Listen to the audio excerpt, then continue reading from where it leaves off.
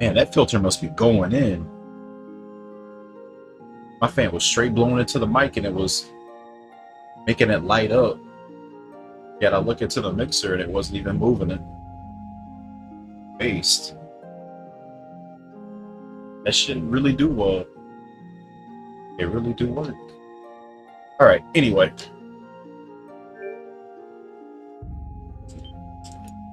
Let's do some more of this shit.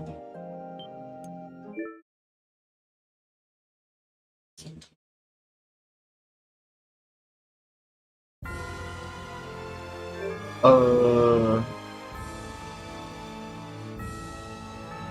don't know if I was gonna check any more arts first. Hold up, let me go to my 100% file.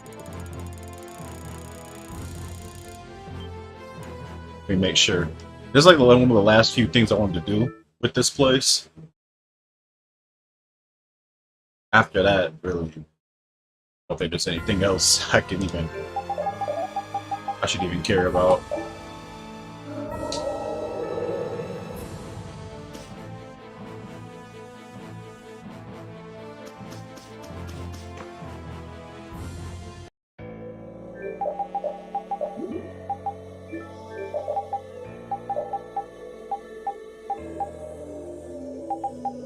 Outside of that, just clean up.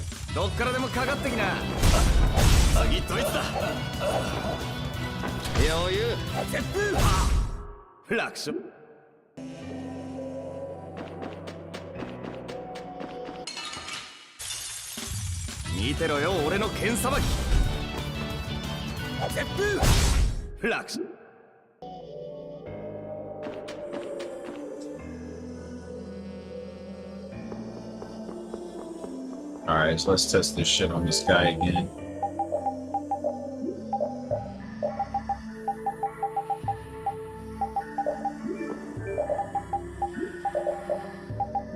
Wait, I need to... The 1 damage skill. Where's it at? So...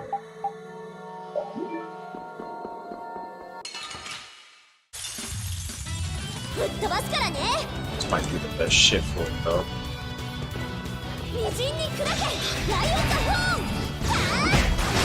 It instantly opens up. Just one time. This shit's insane.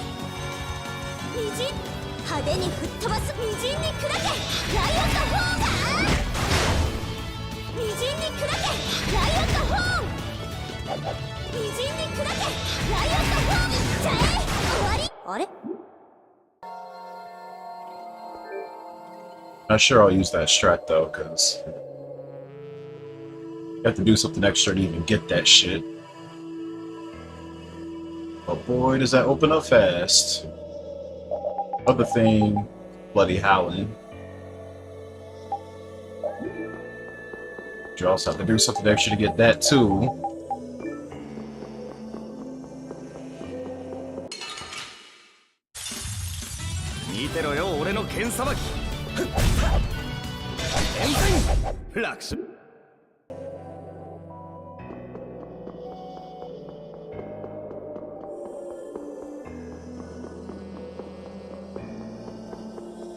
So we need to go find the Dragon Gramps.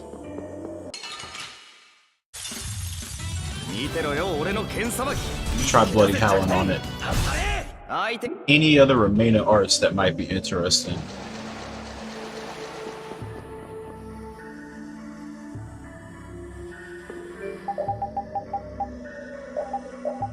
I think what I'm going to end up just doing is Dividing Edge with Estelle. That seems to be the most easy access thing you can really do. Actually, if I do that, I don't need it.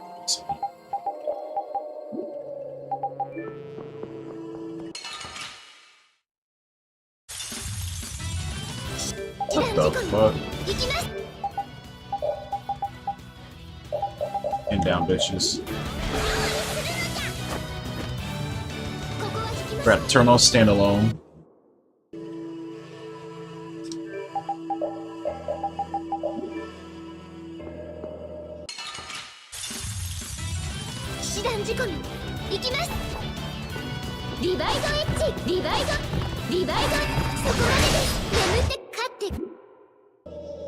Looks like it takes 3. You don't fuck up the cancels. Alright, so this room, I devised a little strat. So we're gonna abuse a skill here called Link Slash. Which I gotta remember to get that off the Ogre Sword, but what this will do, 2 enemies are close to each other, you start a fight, you'll start what's called a Link encounter. However, skill Link Slash prevents the Link encounter, and whichever of these 2 that you touch, you'll only fight them. The other one, they get eliminated even though they're not in the fight. So since this fucker right here is the strong mob, this guy is from outside this place and much weaker. What we're gonna do here, we're gonna bait them together like this. You can see it through that little effect, and boom. As you can see, it's just these enemies here. No Pinecone Goblin. And watch, after I finish this, Pinecone Goblin will be gone. There you go. Saves a fuckload of time. You don't have to do 2 individual battles, and you don't have to fight a bunch of fucking monsters. Especially not a strong one like that. So, very abusable skill.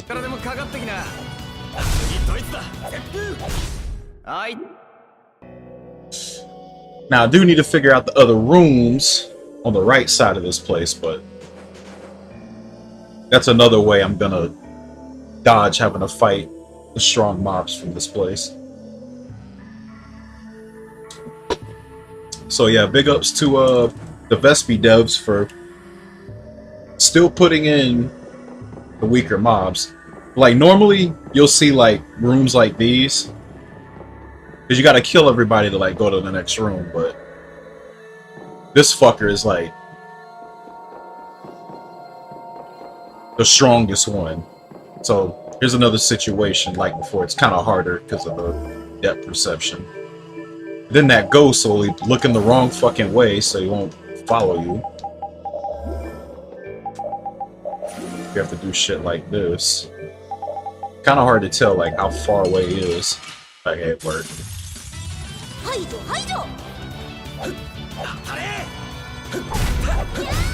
I actually got back attack there, but don't matter. There you go. Strong mob eliminated. These are the monsters from the ghost ship, so insanely fucking weak compared to the monsters from here.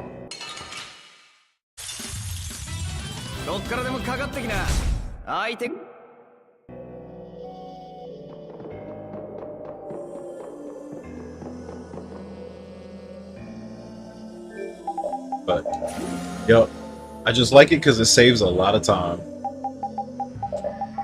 Also, this would be a good time to practice this. I'm sure I'm going to be doing this. Here, I'm not going to put the limit trio. I still have to figure out if it shows up there or not, but I'm pretty sure it does. Let's see. Keep forgetting if I put Brutal Fang here or here. Pretty sure I put it here.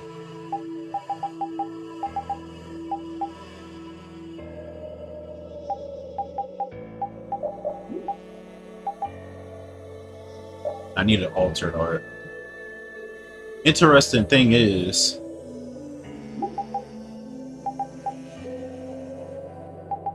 actually no, I think I actually put it here.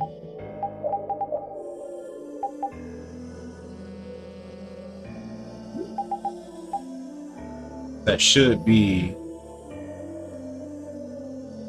No, actually that's right. Construction field stays here. This, however, I think,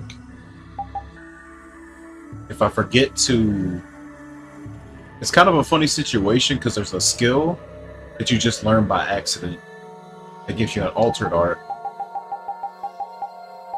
Normally you turn off the other one sometime in the game because it's not really better than just having Azure Edge. It's got like extra lag on it and all, but you're actually gonna need an alter art to do the combination 2 bomb. So if I were to emulate that,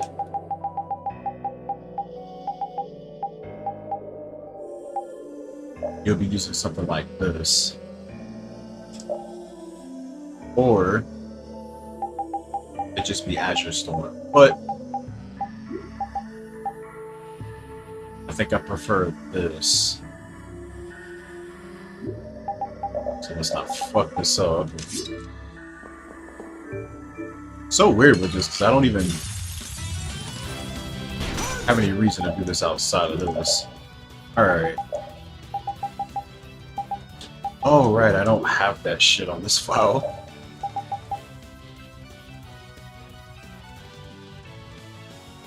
Probably wouldn't hurt to use a liquor bottle.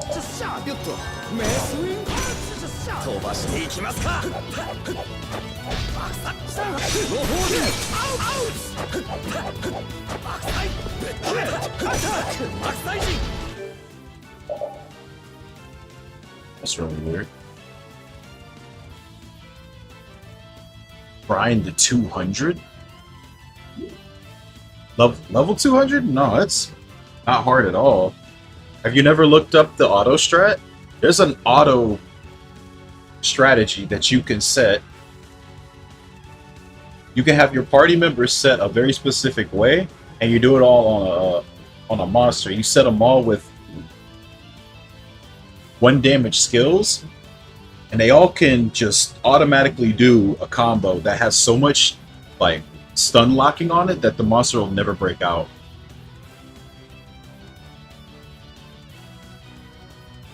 Oh yeah, dude, there's videos on this shit.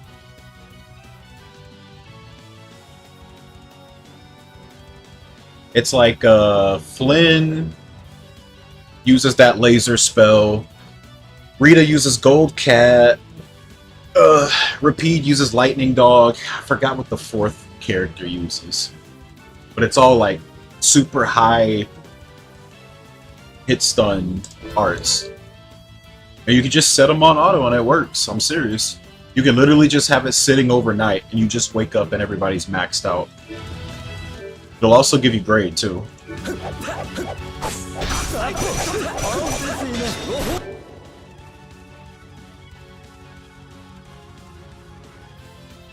I don't remember the combination. God damn, why do I forget this if I don't do this for like a week? I'm pretty sure it was...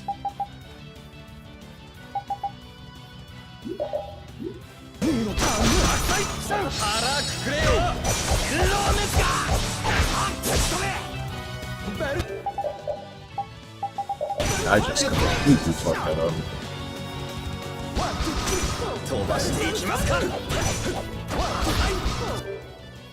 Because like, it was very specific arts I was using for this. And if I don't do this in a certain order, then I just go completely dumb with this shit.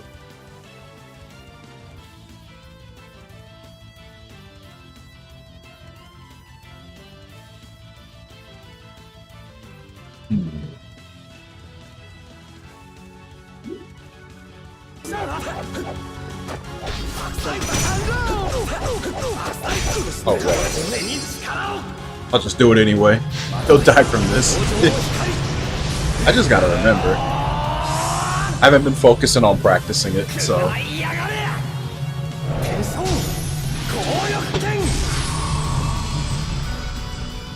Oh, he actually lived. Well, now you won't. Bye-bye.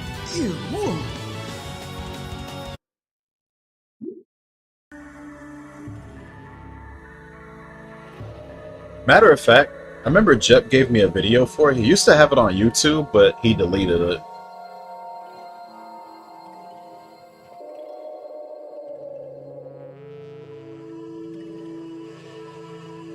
But yeah, it's super easy in this game. If you just know the setup. Don't know the setup, then it's like, oh god, how in the world would you do that? I like this room because, like, as soon as you come in here, you do a dark bottle, like, all those monsters are attracted to you.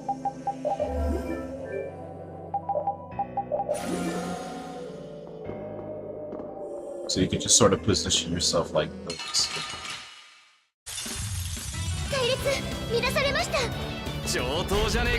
It's really hard to get all four in because it's really tight with the positioning.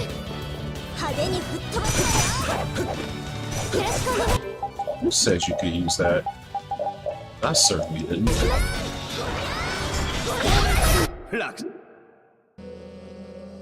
Yeah, it's like the important monster didn't even get caught in it. Let's see.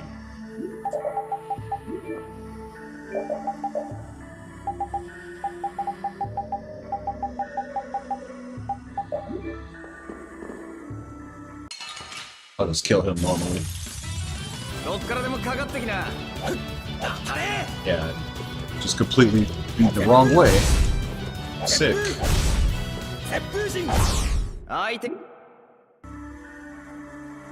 Okay, so this is what I wanted to get to.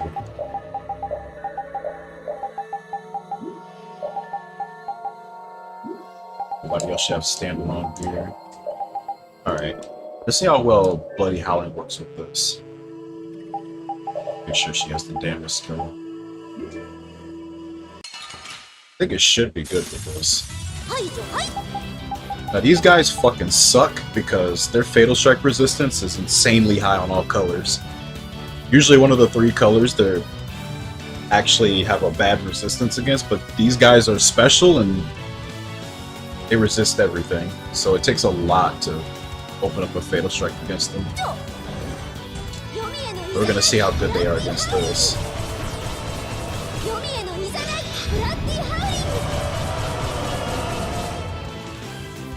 Yeah, see? After 2 of them, it's still not completely drained, but it's close.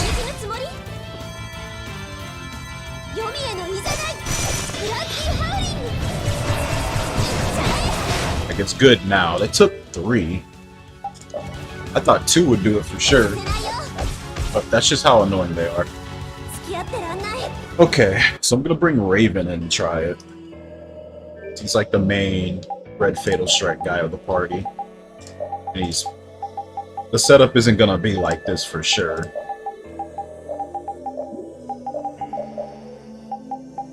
Okay, doesn't have the damage weapon. Wait, does he have it equipped?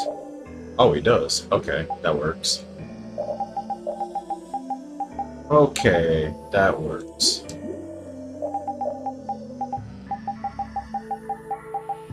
Alright, so let's try the same thing. Actually, what's the strategy set to? Okay, that's perfect.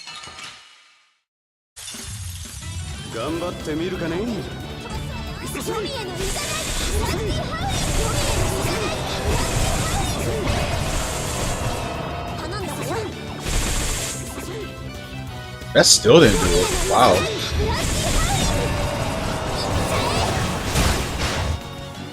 It's really gonna be right, or it's gonna just be far and away the best one.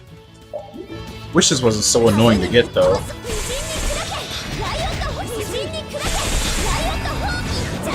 Like, that's just so fast.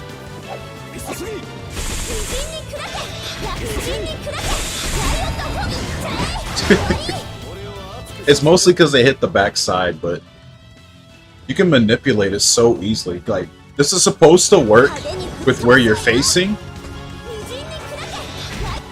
Like that. But if you hit an enemy and you're in their backside, it makes their Fatal Strike gauge go down much quicker. Much like a lot of the Team Symphonia games, there is some incentive to hitting an enemy from their backside. But there's a lot of hidden stuff like that. You probably wouldn't notice it in normal gameplay.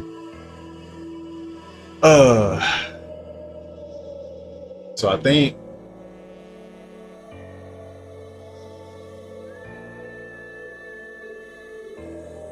I don't know. It's just... I still don't think I'll go for this. I think I'll just stick with this because I might not have to fight those guys too often. I can probably avoid it too. It'll depend on how many of those I have to fight. Because I think on the right side of the map of this place, there's a couple spots where they're alone and you just can't avoid it. So I might just bite the bullet on that because the materials to, like, I think it was a thin ore you needed for Riot Horn. It's really annoying to get. It's not easy at all. It's not really stealable stuff. If they were really accessible, then I'd consider it, but I think that would just take too long.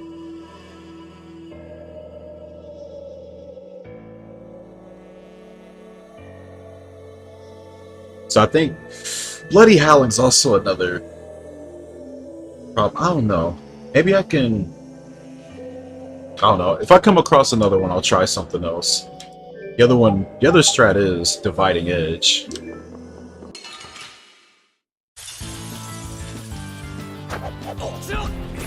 Whoops. I didn't even know I had an art set to that.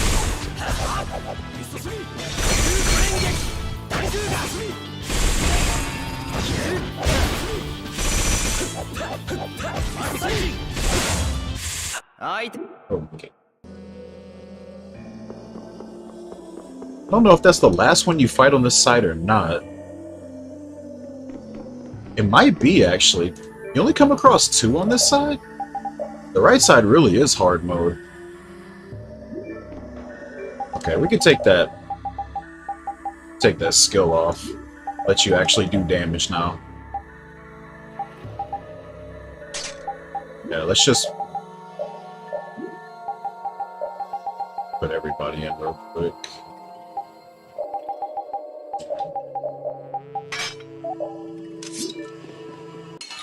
Just blowing through.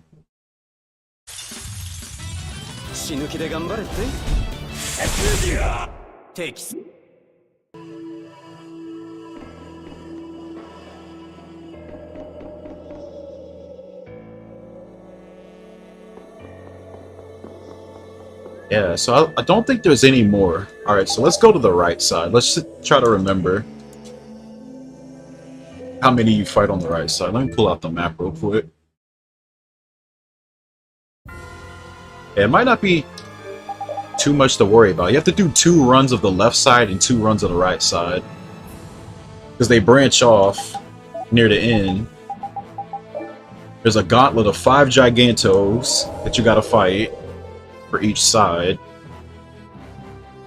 So every Giganto that's not named Brutal's got a memory version. Done the left side so many times I kind of forgot how right is.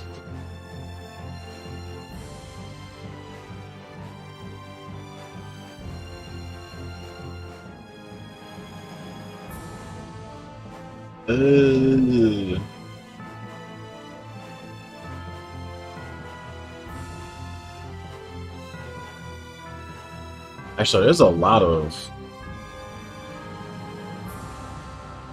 these rooms I haven't even been to yet, but I think I messed with them earlier and they're just kind of bad, actually. Oh yeah, set back to hard, just fix that.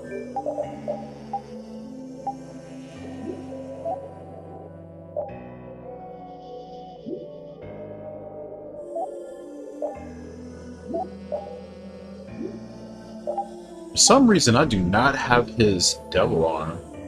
So this is... pretty sure this isn't it. No, it's not. 7 branch blade is his.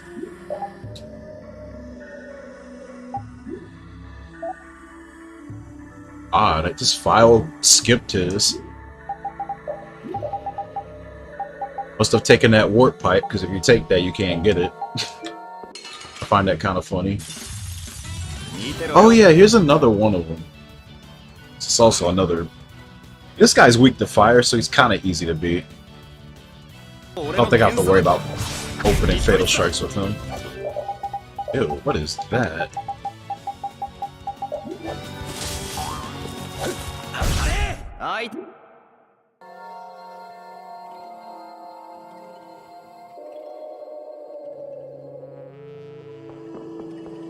Hell, Niwonban's been trying to run the game.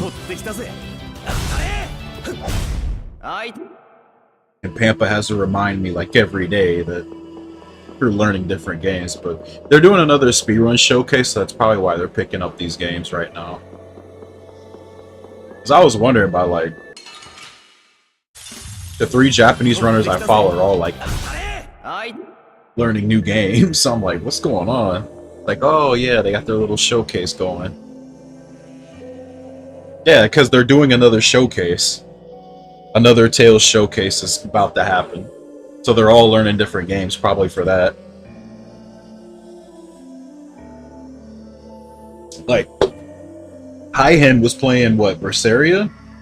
And now he's playing Exilia Milicide? I'm like, the fuck is going on?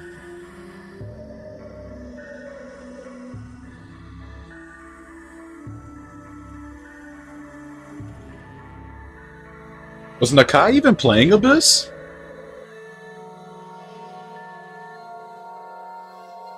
What's he hopping back on it for? Like, what's he trying to do now? He got the record. Surely he's not trying to go back and just beat it for whatever the fuck. Oh, wait. I think I know what's happening. This is probably like when Nezumi learned to rise, so he could commentate. Because he commentated on that one dude's run when they were doing the showcase that one year. That's probably what's happening. He's probably learning it real quick. Nakai's probably going to do a run. That's my prediction, at least. I don't know the truth, but...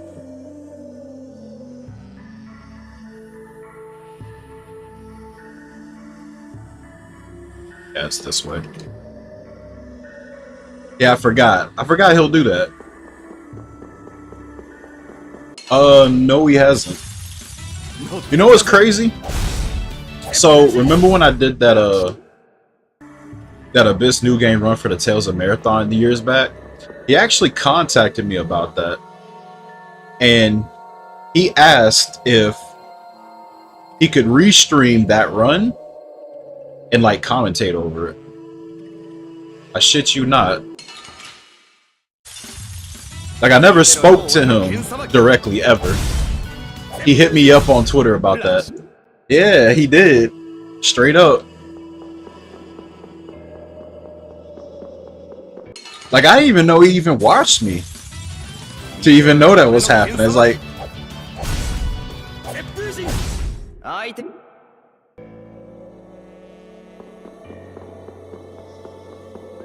you know, I thought he was just, you know... saw that one time when I beat him on Speedrun.com because it'll give you a notification about it. And he's like, oh, I got competition. I'm going to come back now.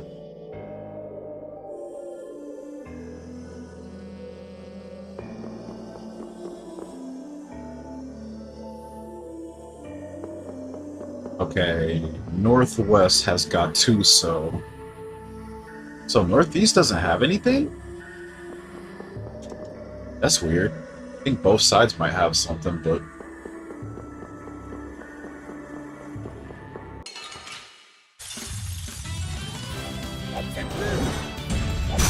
bye-bye.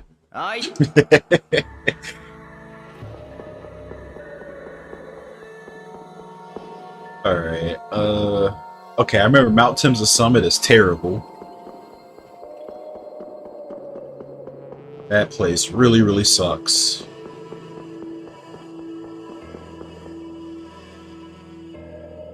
I know for a fact that place is slower. I don't know. Has he ever done anything else since getting the record? Like, does he even stream Tails runs? Like, was he trying to beat himself? Like, what was he doing after it?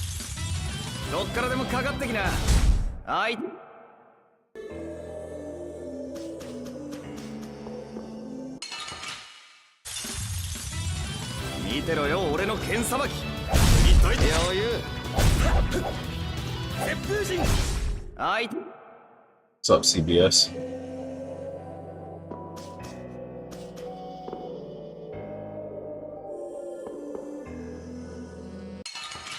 Yeah, I remember taking a look at it for that reason. But it is a massive room and it's like really, really spaced out.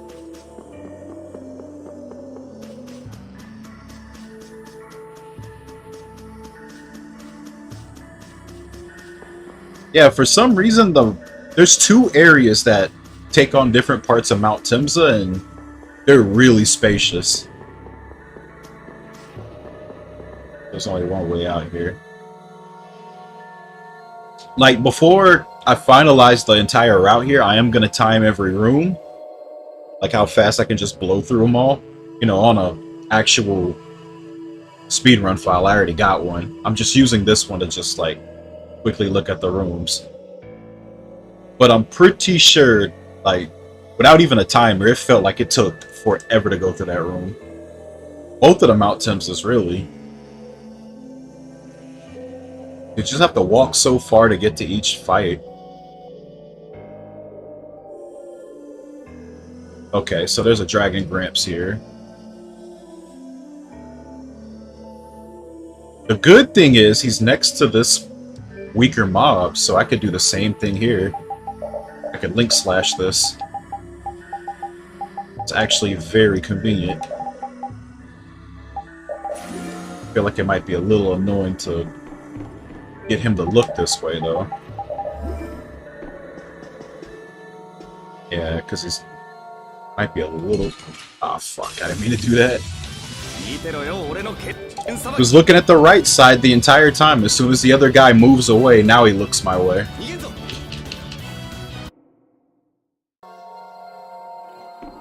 Like the one annoying thing about how enemies behave. There we go.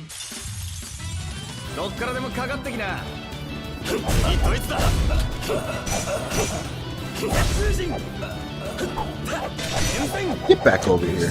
My god. And just like that, he's gone. Okay. But that's actually not that bad. This wasn't the room I was mentioning earlier. The room I'm talking about is a Heracle's room. Yeah, Heracle's interior. It's like about halfway through this pathway.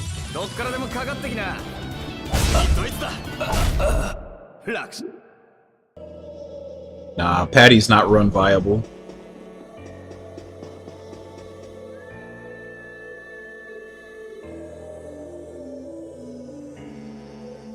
Patty's just way too random.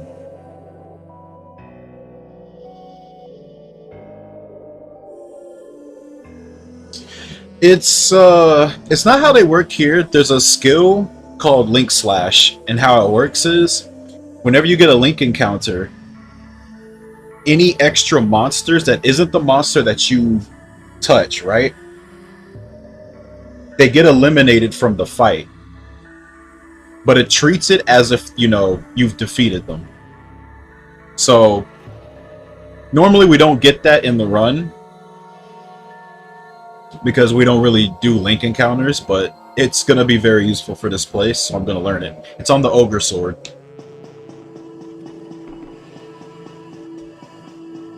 I've sort of, like, routed it in. I've kept, like, a list of weapons I'm going to have to, like, keep a hold of for different reasons. It's a bunch of elemental weapons I'm going to have to keep a hold of, too. Okay, this is Swan. So this will be pretty fast.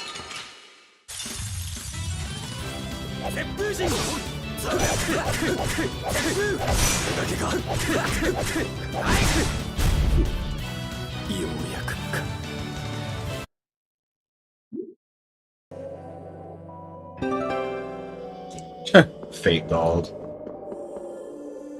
Okay.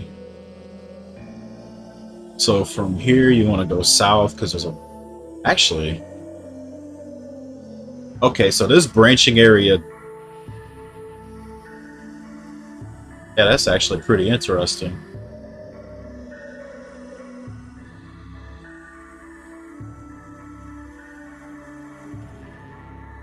So the north teleporter takes you to the pathway to Barbos. The south one takes you to Bellius. You're gonna have to go here 2 times anyway.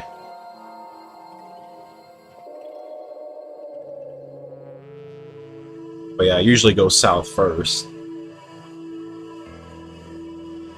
The thing that's interesting though is like the midsection of the map. Never went to the Crystal Lands one before. Not sure how slow or fast that would be. I know Koi Woods is bad though. I'm actually gonna have to go that way because Edicor and Bokos has a memory on that pathway. That sucks. I can't even get out of that.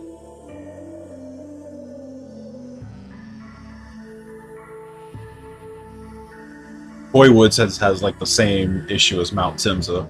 It's really big.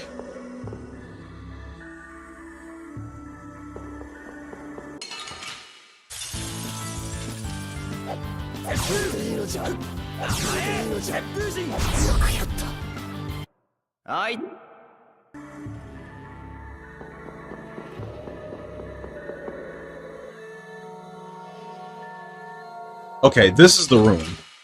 This is the room.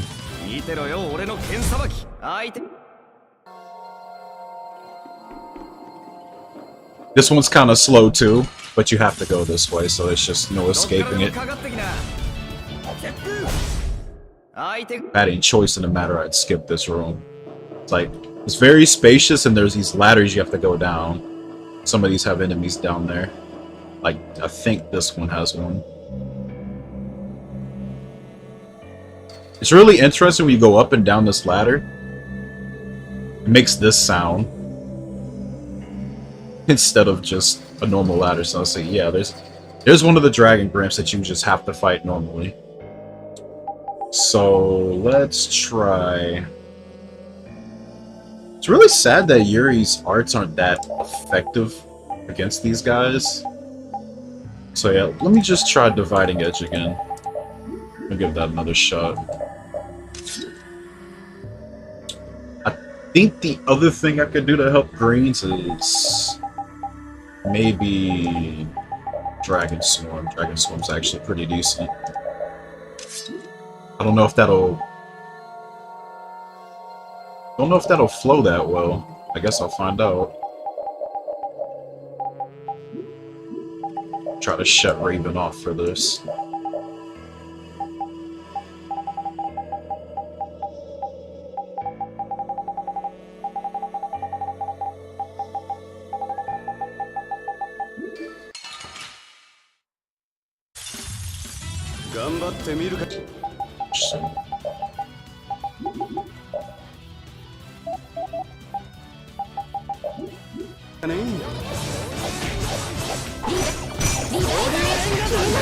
Oh, that was pretty damn fast. Need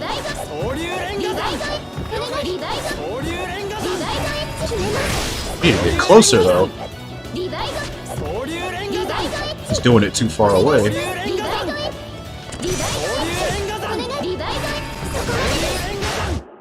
Okay, if you let him attack first, it'll work. But you cannot use that after Dividing Edge, because he'll just whiff it hard. That actually worked pretty well, though. I'm actually surprised. I think I might have found something with that.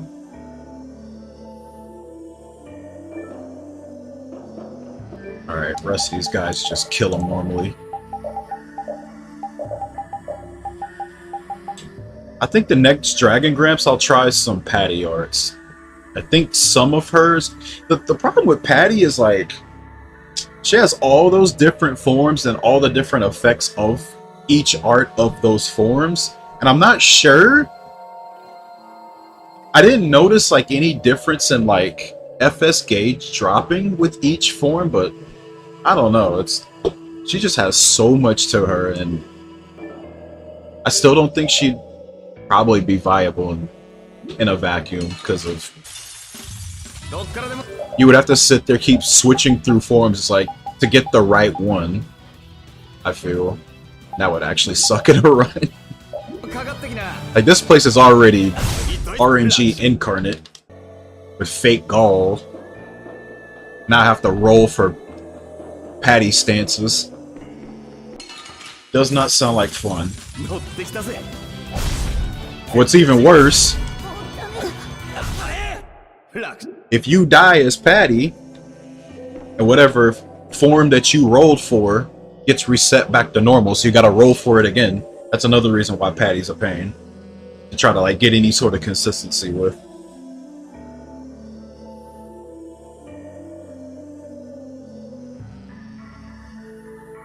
Which kind of sucks because she's got some damn good skills for like her bad availability. I mean, she's got Dream Couple, where she gets a slightly better Emerald Ring effect if she's in the party with Yuri. 34% TP. 34% less TP consumption on arts without using an accessory slot, and it stacks with Emerald Rings. You choose to do that. Little Big Chef is a very strong arcane. If you put her in advance, she won't cook anything, so she won't potentially screw your party over with HP and TP by doing bad cooking. So there's that, but unfortunately, you know, you'd have to roll for the right stance and then not die. That's the problem. That's why we don't run Patty. Trust me, I tried to make her work. I tried using her on Curse Wonder 1. I tried using her over Rapide. That didn't go too well. The damage was good at times, it's just... Dying as her is just very, very, very bad for the run. You would have to play literally perfect to make her work somehow. Yeah, the problem with her has always just been the consistency. That's always been her thing. But that's really the fun of her, is the randomness. It's just...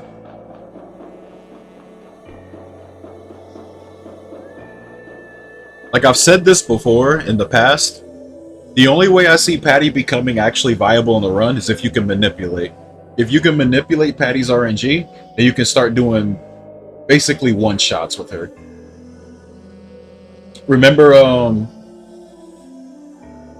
don't know if y'all ever watched the Final Fantasy VII run, but they split a category because they found out a way to rig the limit break for Kate Sif where it one-shots everything in the game. Remember that? That's basically Patty. She's got an art that does like 10,000 base damage, but it's like a 2% roll.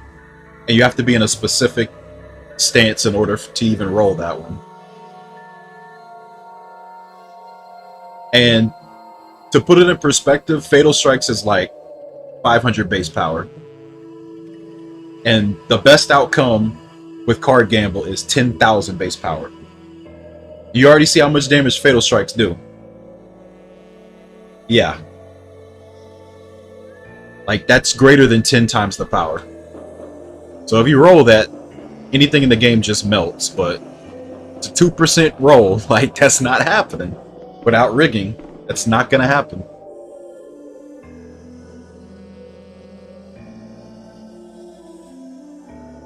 Like, once that happens, the route is just drastically changed. I'm pretty sure you'd have to do a completely different Medusa strat to, like, squeeze more levels out so she could get it ASAP. But I'm pretty sure, like, from... Like, it's really cool, too, because, like, right after Medusa, you get Patty permanently. So, like, whatever levels you get from the boss, she'll get it because of level scaling. So if you can squeeze enough levels to just get Card Gamble, which I think is, like, level 48, then you can just get it from the get-go. And the game's just cooked after that.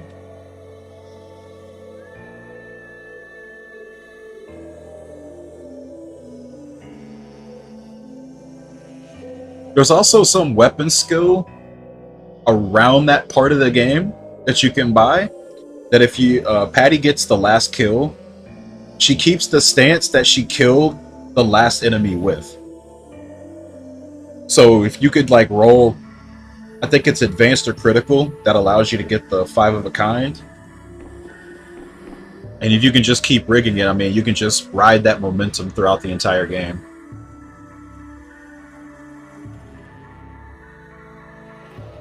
But I think that would be like literal final stages of new game Vesperia. It's just Patty one-shotting everything halfway through the run. And then like Act 1 and the beginning of Act 2 would literally be like the whole run. Because from there on out, it's just Patty killing everything in one hit. So it really would be an Act 1 run. If you didn't think it was already. Which I wouldn't say it is, but that would definitely make it that. Alright, we need to go northeast, so this way. Oh yeah, this is another interesting room. I remember this room. This one's kind of strange in a way because this guy right here is actually from Arena. I don't know why he's in this room. This guy is like from 200-man melee near the end. I think he's around 150. I remember this guy. He's actually pretty fucking tanky. But all these guys are from like the very, very beginning of Vesperia when you're in the castle. All three of these soldiers are super duper weak. So what I would probably do, I'd probably link these two and just kill the soldier and try to link these two and kill this soldier. But in a way, I kind of want to like reduce it to just 2 encounters, but that would be kind of hard to do. Maybe I could link these 3 together and maybe the farthest left soldier to that dragon. Maybe that would work. But since they like shift their eyesight a lot, it's kind of hard to get them to be on code with this.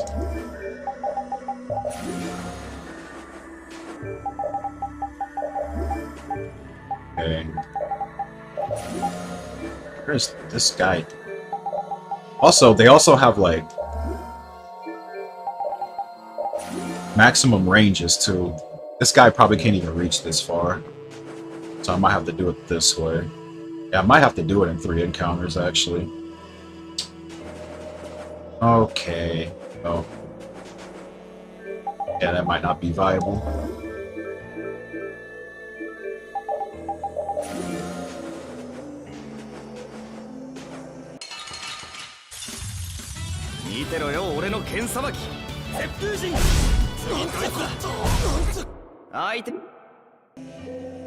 Okay, dragon's gone.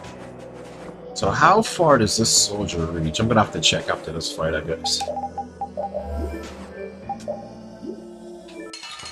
And there we go.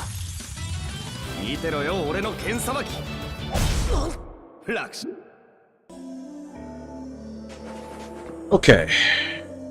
How far do you reach? Yeah, his range kind of stinks. That might work. But it's gonna be a pain. It might not be worth doing because of how long it might be to set it up. These guys are just super duper weak. Just breathe on them and they die. Okay, it's one of the breaker bosses.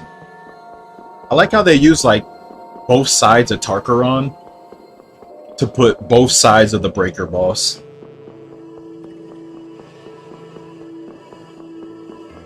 Got the fire side and the water side.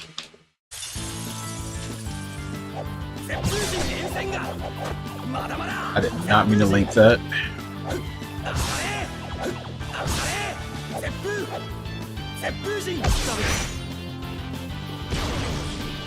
See? Oh, he's actually resisting against fire. Like, why is my damage ass? I don't have a water weapon either. Oh well.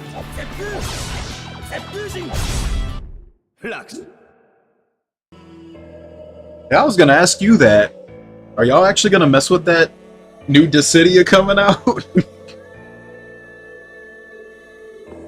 Or are y'all gonna be like a wait and see, like how it turns out first?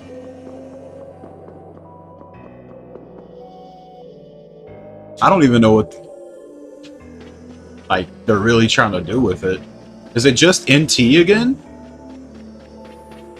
NT with just added features.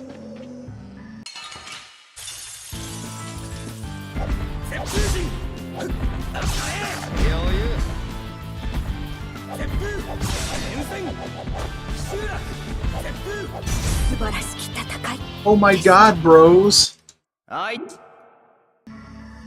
They killed Opera Omnia for this.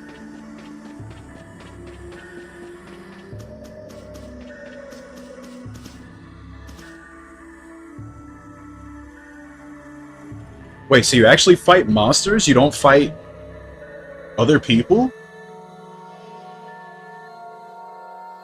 Yeah, that can be kind of a problem.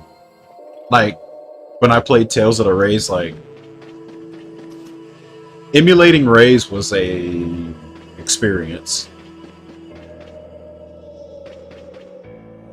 If they do make another Tales game and it goes with the whole, you know, traditional Tales of Battle system, LMBS, and the whole nine, like, they really need some controller support, or put it on Steam. Like, if there's like one thing I can say, is like, it would have felt a lot better with controller support. But I give that game a pass because that game was old and it wasn't really a demanded thing back then. But now, like, if they do one now, they gotta do it. No excuses.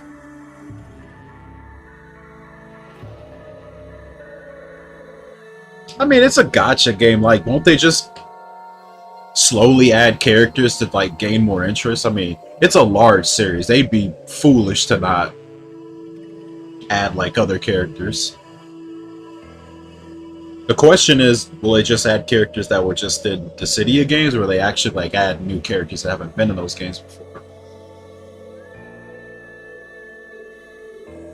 Like Riku. I mean, hey. I got all the characters I wanted. Riku fans were the skeleton at the computer waiting for them to announce her. And it never happened.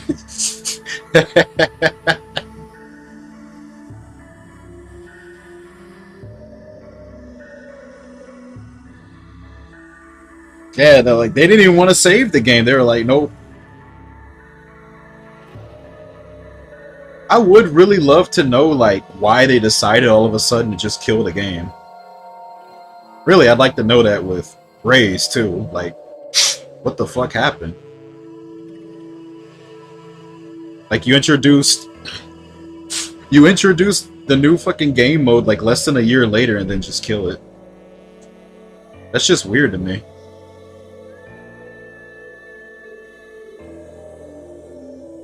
Like, what was it for? Like, I thought after introducing that, the game would have at least lasted a few more years.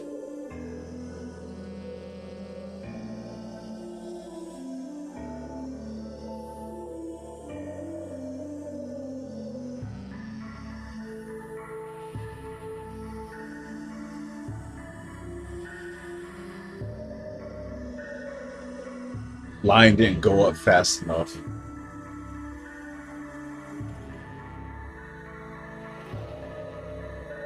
Like, I'm gonna be real, like, I don't even know, like, how much they're expecting for these games to, like, make them, you know, in terms of, like, Tales gachas, because Asteria lasted a long-ass time, and they killed that, like, not too long. They killed them both, like, I think within a year of each other, right? Like, when they did that, I just thought, like, okay, they're just dumping these and they're just gonna throw a new one at us, and they didn't even do that, so... Really, what is the plan? Do they have a plan? I don't think they do have a plan, but...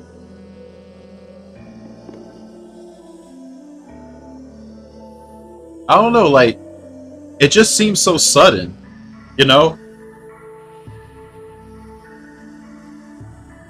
And, you know, from the Doom posters, the people who sit there and they just watch, like, sales, and they sales post all the time talking about how a game's gonna die or this, that, and the third, like, They weren't acting like it was having a huge fall off, but they decided to just Old Yeller it anyway. That's just weird.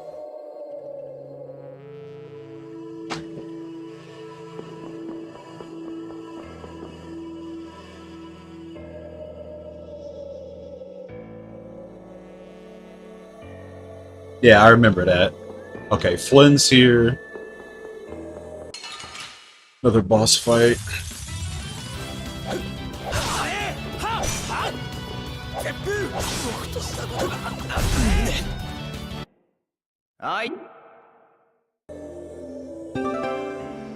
Yeah, they added Jack. They they added Jack, and then Dios was instantly interested in the game. He literally picked it up because they added Jack. I just found that funny.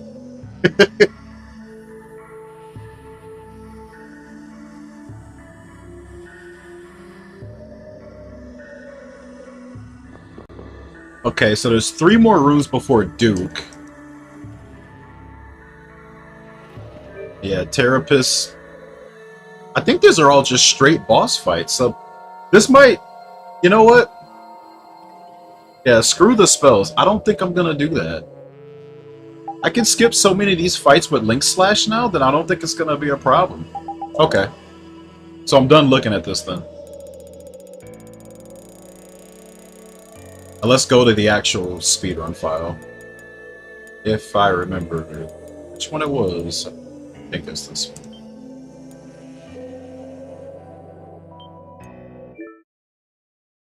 Yeah, they gave us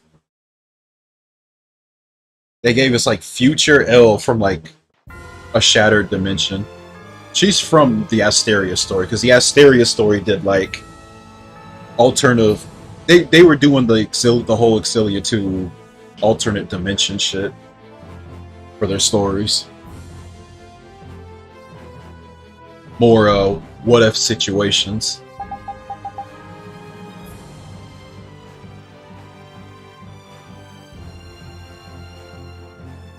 Cannibalizes scaling. Wait, what's scaling? Okay, I took the shop trip. Oh, right. So, for some crazy reason, if you use a tent in Act 3, a cutscene plays, so I might have to avoid using tents because of that.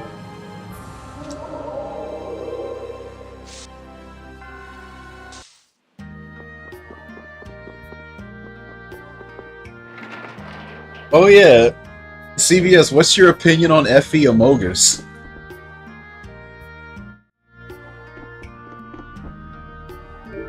Wait, which one's the end? Is this guy?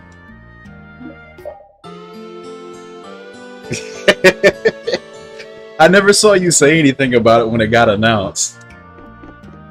I still can't believe they did that, man. That came out of nowhere, dude. I mean, it's obviously gonna make less than Faye, but I don't know, somebody put up the sales metrics or whatever for like the first month, I think.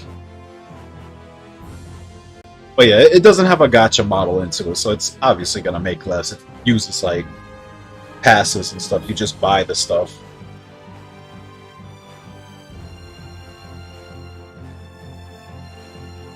I don't know. My schizo theory is that the next mainline FE, like this Three Houses game, isn't gonna give enough characters, so they had to make up another game to give more characters and alts for lords, so they can make more content for Faye. Because Faye ain't going nowhere, but Faye does need like Faye lives off the strength of like other games. Like that's part of the reason that they're not gonna let this go. They killed Cypher for this. Cypher was also another game they were using to like feed off of other mainline games.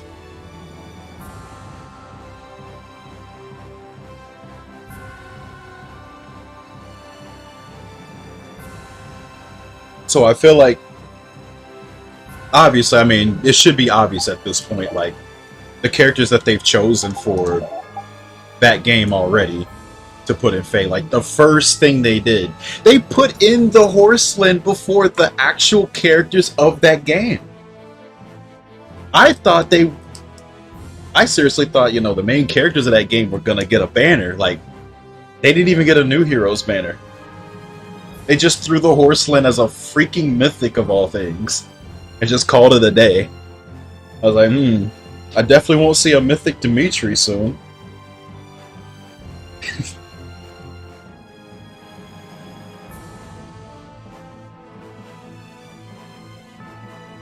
So yeah, I think they kind of just shoveled this out. Like maybe like one of their interns or somebody just had a goofy idea for an FE game, and they didn't want to put in the funds for like a whole ass new FE game. Because, you know, they already got this Three Houses game coming out anyway. They don't want to do whatever the fuck. Oh yeah, the Robo Corin. It's called Fire Emblem Shadows, the game I'm talking about.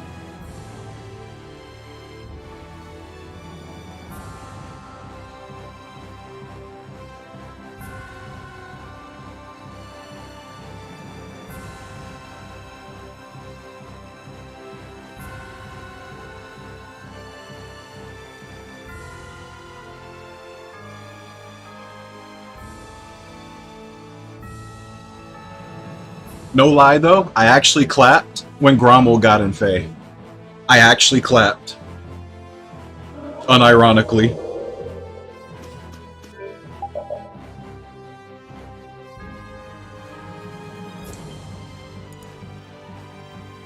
Absolutely Kino.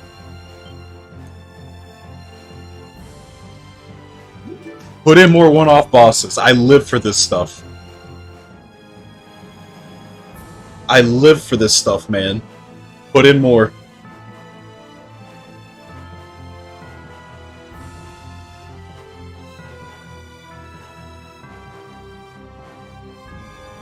Is Haitaka really a meme character? I actually never heard of him. I thought Candace was the meme character and she was already in.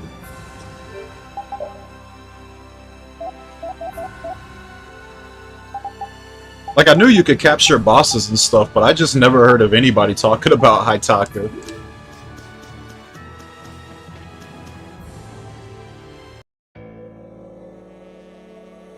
Oh yeah, the Rally Man. Yeah. No, okay, I take that back. Rally Man's definitely the most meme. 1000%. I actually forgot about the Rally guy. Even I know about him, and I didn't play that game.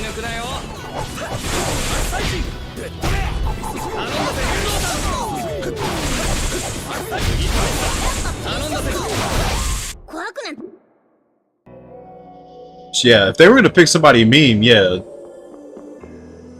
that would definitely be the guy. After seeing Grommel get the treatment he got, they're gonna have to give him something special. If they don't give him like a weapon that just like some crazy support weapon, people are gonna be mad disappointed. Like if he rallies somebody, they get like 10 bonuses or something stupid like that.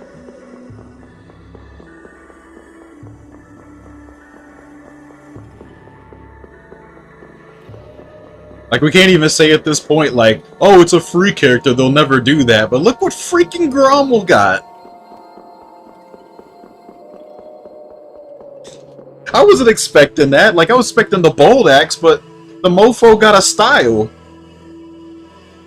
And he got an insane support ability. A free unit.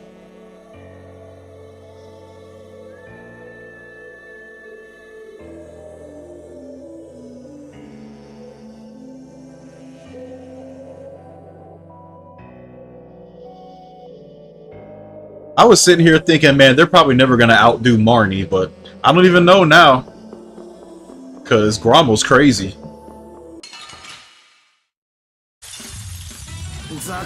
I still see Marnies, man.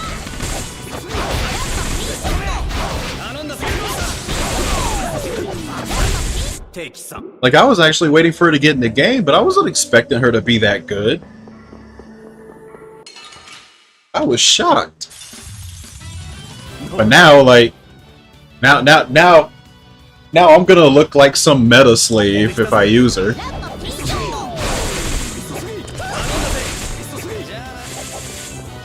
People are gonna conflate it with like, oh, you're using her because she's meta. Like, no, I actually wanted her in the game. I freaking saved an Arcane Axe that I didn't think she'd get a PRF, and she did, and it was like crazy good. So I had to like throw the axe on somebody else. Okay, so I did not know those dragons could show up in Wrathnail fights, though. That's actually annoying.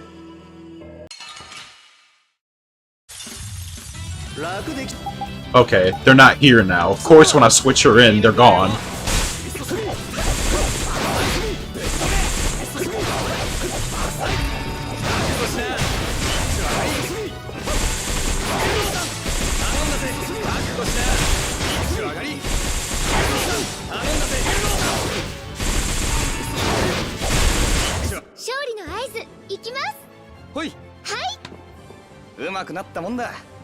Giant X. You know, the one the She-Hulk had.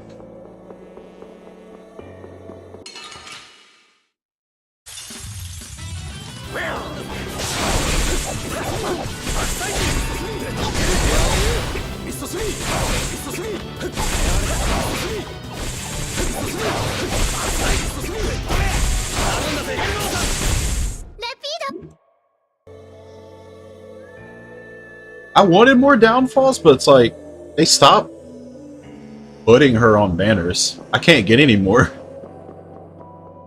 It's kind of weird, because like, those old arcanes are outdated as shit now, but it's like, they're hard to get still. I don't understand that. Like, some people will call you foolish to even run those these days, but I can't get any more. Like, what's up?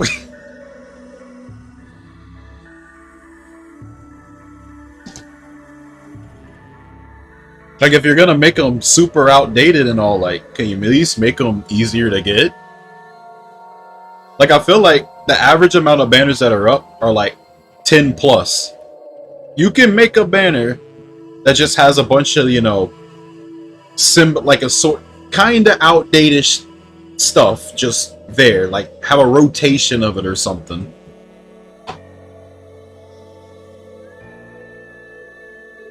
Weeklies, Lif is there. I don't think Alfred and the rest of them have reached it yet, though. I think they're in the next set. Because I haven't seen them there yet. So if they are there, I guess we just haven't reached that point. Because we already passed Lif. Lif is who I got the most of. They ran Lif so many times. I think mine's like +6. So I got plenty of him. But I just could not get a lot of gang loads, so...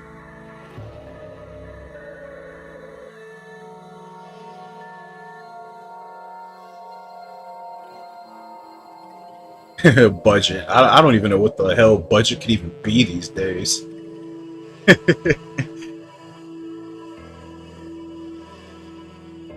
New Fae. Yeah, I don't think we're getting a new Fae. I think those days are over with, man.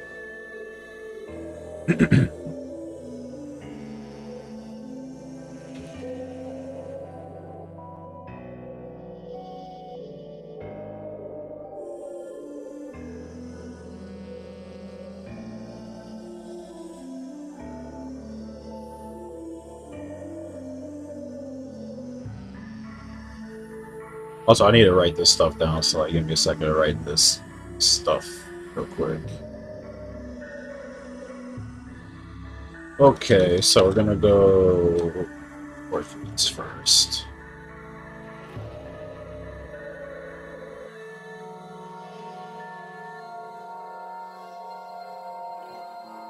Well, around I think around that time, like what they're starting to get refines, 2021 characters. There's been some pretty good refines actually. I don't have the whole list, but I know some of them got a pretty big jump in power. The meta's actually kind of goofy.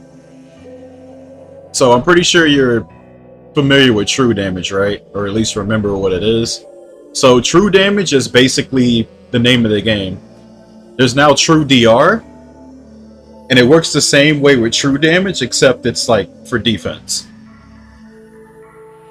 So it's basically true damage versus true DR. Now, when this first began, there weren't a lot of options to stack up true damage. Now we have skills where you can stack the ever-loving crap out of it. Either based on your stats or they just give you a flat number. We have this new inheritable blue tome that literally just came out that gives you 15 true damage for free. Unconditional. A new finish skill just came out not too long ago on Summer Nino that gives you plus 15 true damage on specials. Yeah, 15. Deadass, 15. Arcane Rexbolt is the first weapon that we've gotten that has no conditions. All the effects are just there. There's no HP percentages. You just get it all. It also gives you plus 15 in all stats in combat. I shit you not. I'm not making this up. I am not making this up, guys. You can do a quick Google search. Look up Arcane Rexbolt real quick. Read it. It's not a long description. Just type in Arcane Rexbolt. Be amazed. It's inheritable, but it's insane.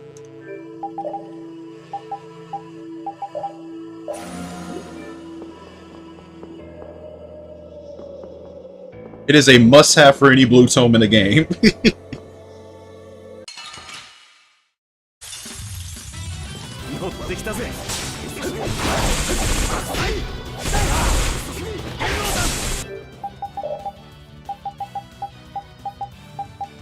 I guess she's not really needed here, but...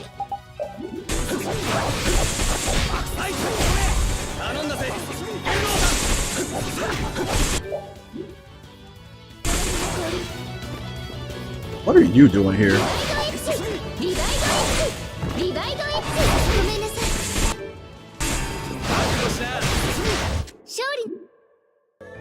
Yeah, I forgot to mention that. It's on a Soren. I don't know why they gave it to him. Because when is Soren ever known as a lightning mage? Like, come on. We all know Ilyana is the thunder mage of Tellius, but whatever.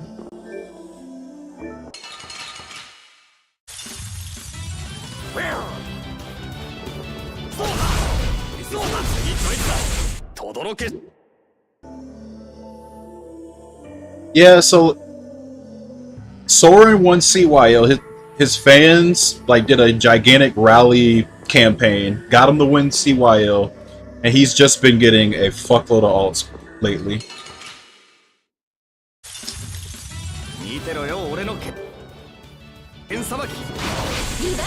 They say you get rewarded with an extra alt if you win,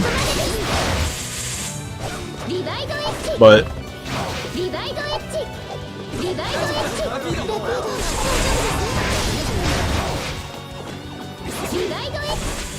you know, there's obviously been exceptions to the rule. Where's the gatekeeper alt?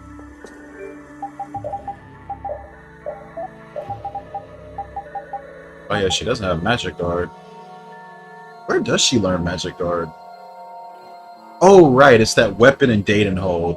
Okay, I might have to grab that. It was kind of clunky to cancel it without it. There's been some good stuff this year, though.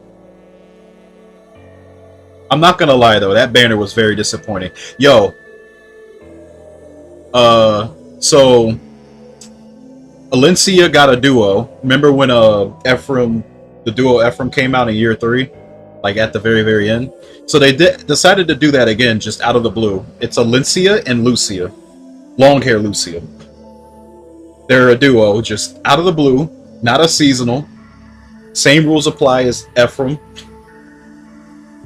That's another character that was on the banner, instead of putting a new character, of course. Oh, no offense taken. I fully agree with you. I 1000% agree with you.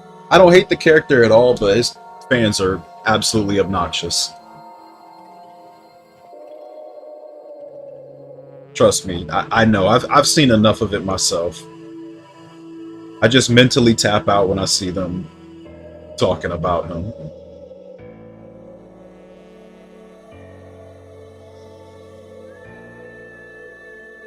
Yeah, I thought, since it's been so long since that, I didn't think that was going to happen again, because, you know, like, it felt like they were just all going to be tied to seasonals, but then all of a sudden it's like, here's another one. Why did you choose to do this so far into the future? Like, I don't know, like, I don't know if this was like something they had sitting, you know, in the backlog and they didn't know what to do with it and they just threw it out, or what. Maybe they had like a bunch of duo Ephraim like alts just sitting around for every game. I just don't understand, because like Tellus is still missing a good chunk of characters. It's not like we're in a situation where we need to start pumping out alts like this just to fill up banners. Like, I understand if this was Sacred Stones or something that has, like, nearly their entire playable cast in. But we're not at this... Not really there with Tellius yet. They didn't need to do that. And this game's about to be 10 years old next year, so... Don't you want to fill these games up first? Like, we're still drip-feeding 10 years later? I still remember that SOV banner that had like one new character and everybody else was like basically an alt of another existing character. That was real goofy. Like, in that situation, the GHB ends up being the most exciting thing. Yeah, the Mycen banner, that's the one. Mycen was like the only new character besides the GHB, but I'm talking about the banner specifically. I have no clue what they were thinking of that. That was so goofy.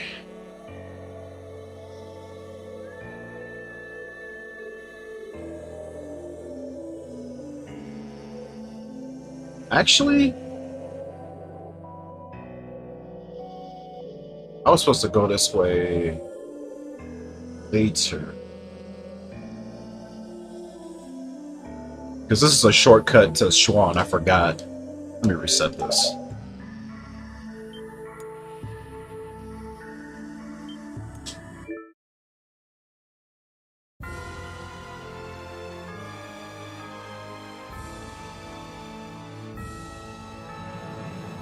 Yeah, I'll give the duo Marth a little bit of a pass because I'm pretty sure they were doing like an anniversary thing with FE1 with that. Even though I know, you know, that's still, you know, the same thing and whatnot. At least I can see the reasoning behind that. This just, all of this just felt random to me. I couldn't really connect that to anything.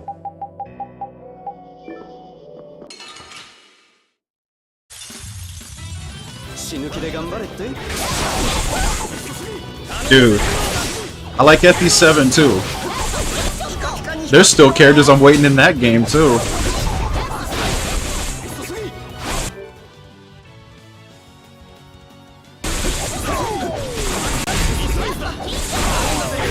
I have to throw Estelle in for these chances that like the pine cones might show up. Although it really wasn't slow, I'd say.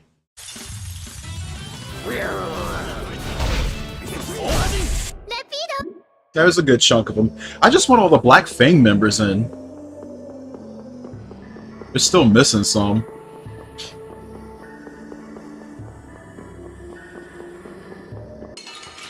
That's who I'm mostly waiting on. Wallace should have been in the game when they put Will in that banner. I forgot who they put on that banner that took up a slot that should have been him. But they're taking their sweet, sweet time with Wallace. Handsome Lloyd. It's funny you say that because Lloyd's Fallen Alt got in the game as a GHB. He just got a Resplendent very recently, but I'll let you look at it yourself and you can tell me what your opinion is on it.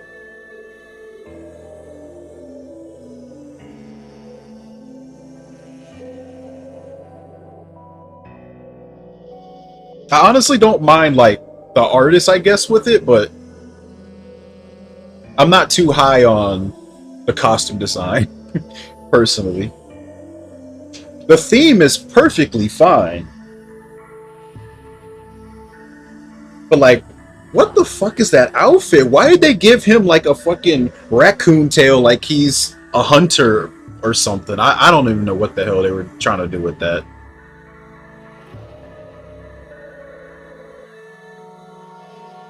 Yeah, the sprite definitely is better.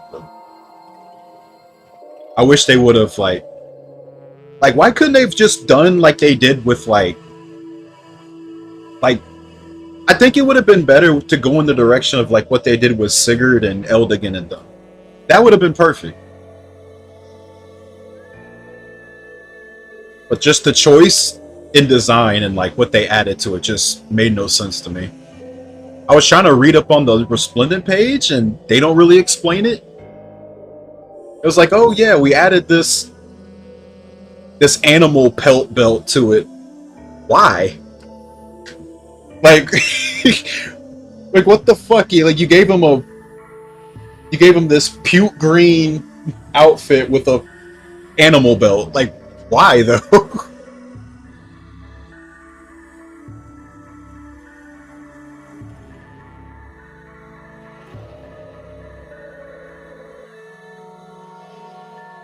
But yeah, I think the Fallen Alt's going to be his best looking art for a while. That's going to be the best version for him. I don't think he's going to get anything else.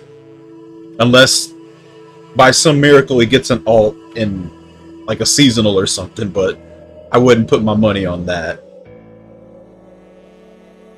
At least his Fallen Alt got drawn by Kita Senri, who's, I think, a really solid artist, so I'll just take that as my W and I'll just, like, stay quiet about about any more Lloyd art. I'm done with that.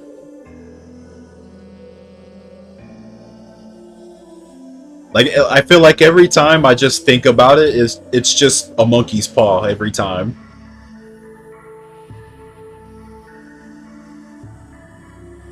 Yeah, I want them in. Because, like, I was really talking about Yuhai, because he's not in the game yet. They didn't... I thought they were going to give Reinfletch to Raph. They didn't do that for his refine. So it's got to be him. He's got to have it.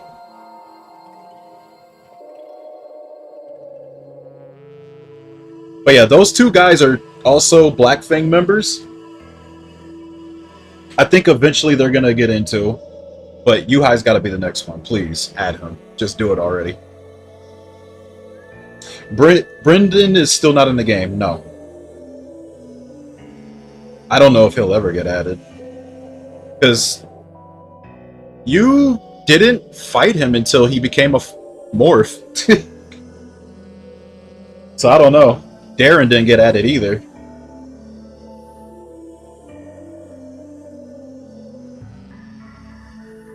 I don't know how they're going to do it. Maybe a Fallen banner. I feel like that's the best chance he's got.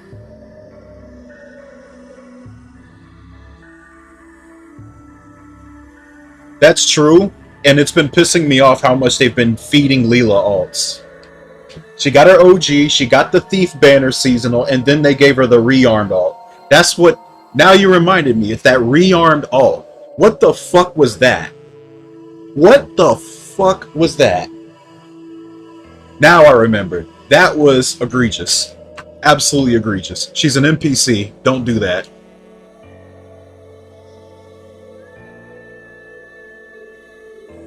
Yeah, Ursula's got too much too. The Morphalt, perfect. I like that one. But all them seasonals, you got the desert one, that shouldn't have happened, in my opinion. Because, like, I remember looking at the dialogue. She talks to Nino and then talks bad about her. You could have just put Sonya there instead. She would have did the same thing. That could have been the alt, but they put Ursula instead. I never understood that. That was such a strange choice to me.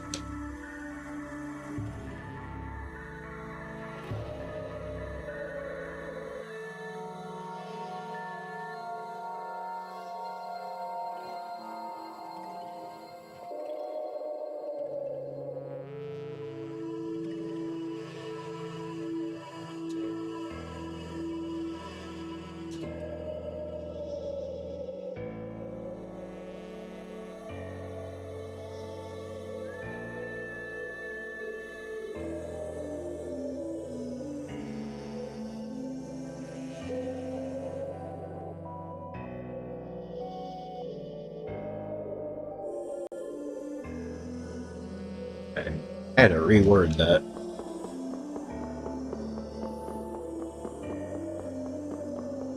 If it's popularity, I really would like to know who wanted her in the game, like, past the OG she got. The OG was completely fine.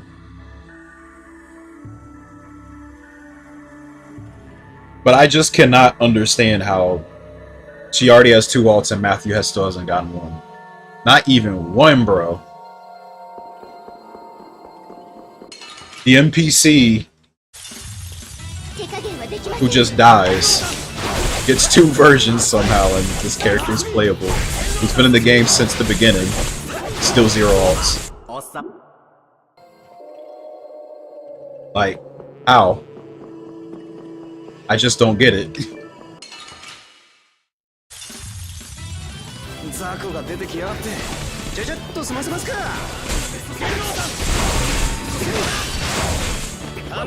Like, I thought they were setting something up when they gave her the thief ult, because they were gonna, like, put Matthew on something. Because do y'all remember when they did that, they did some kind of poll asking people about a bunch of questions and, like, what characters that you could, like, pick any character and you can, like, vote them in and stuff, right? And they had something about, like, thieves and detectives on one of them. So I thought they were setting up something like that. They were going to do a thief banner, and then they were going to have a detective banner follow the next year. And Matthew was going to be there. That's what I thought they were doing. But they didn't do that. They just stopped doing anything with it. It was just a one-off seasonal with no follow-up of any kind.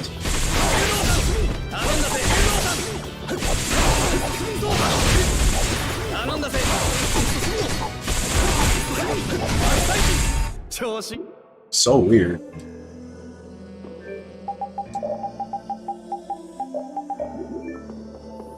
Okay. So let's go the right way this time.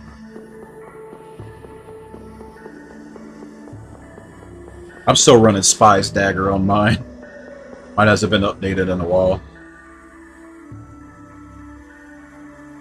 Can you interact with this? Okay, you can't. That would have been crazy if you could.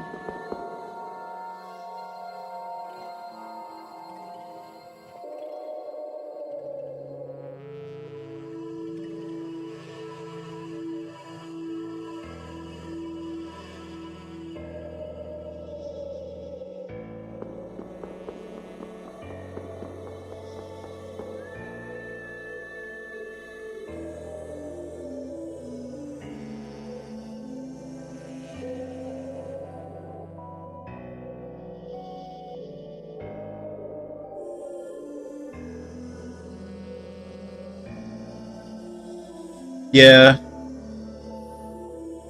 That's another thing too. Re-refines, but it's the same company that refuses to give any staff unit that isn't a premium unit a refine. Like, I still can't believe they did that. Man, if you're not a 5-star staff unit, you just got to use inheritables, bro. We still don't even have a second arcane staff either. We still got that Hortensia staff from like a long time ago.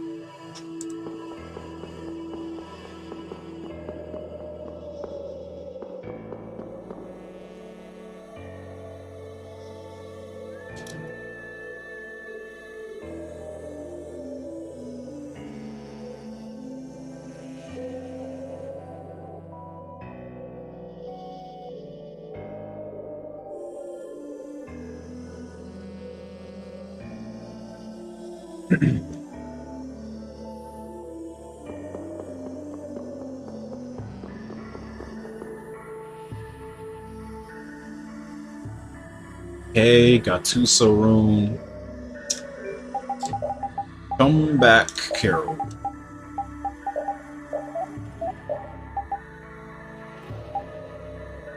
Oh, I said this before, but I really gotta looking to see if there's like any other weapon skills I could learn along the way.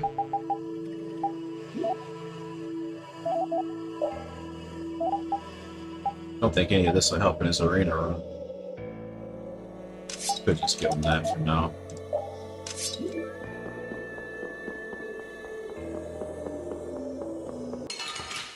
Dude, that actually made me want a feature where you just show like their chibis like that. It's so funny. But yeah, it's her and Summer Tiki. They both don't have any art.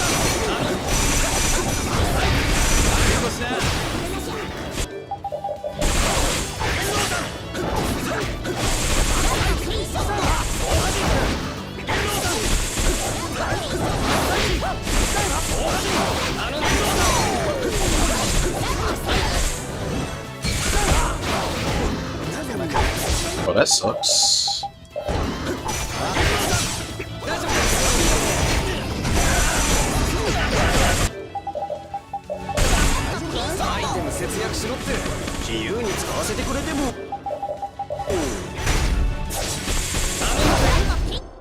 Down goes the mud.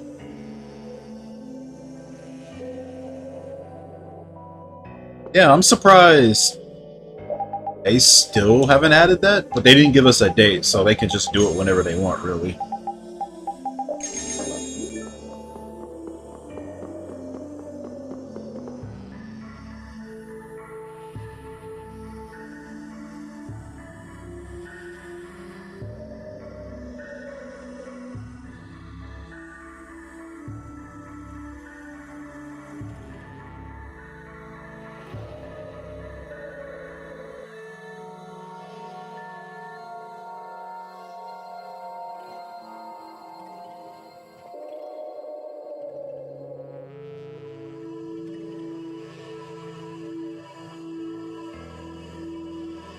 Yeah, it's literally just their sprite.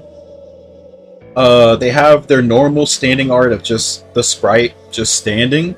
When they get damaged, it's the damage animation of the sprite. And the attacking animation is their attack art. I'm serious, that's what it looks like. It's the same thing when you're leveling them up or tapping them. That's all you see.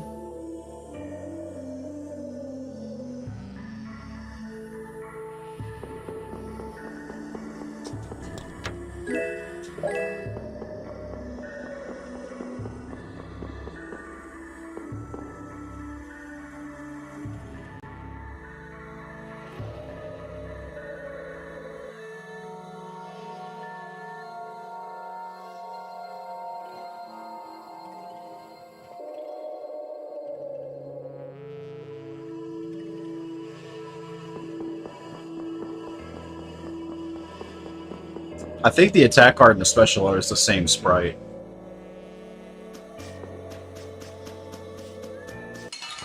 If that's what you mean.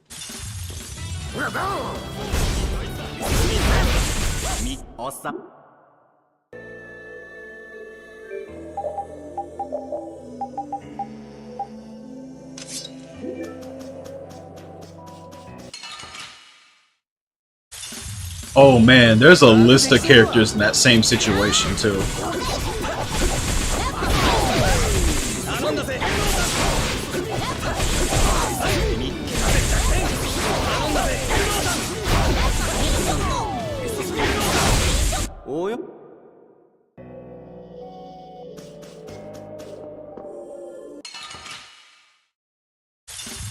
It's on a weekly?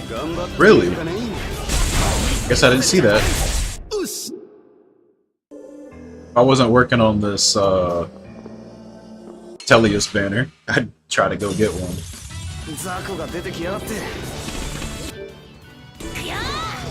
Okay.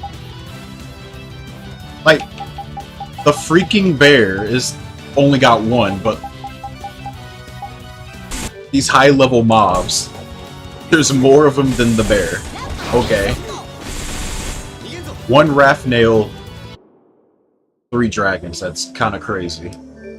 Yeah, I gotta put Estelle in these fights in case of that. That's so annoying. Okay, they stayed in this time. Thank you.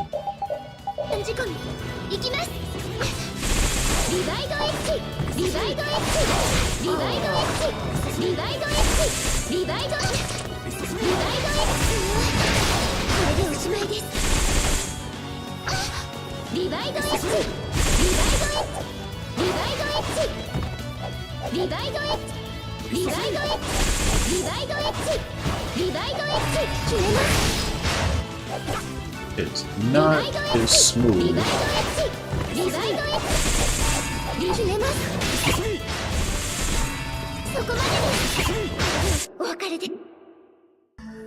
That might be just good for the pine cones. Alright, back to camp.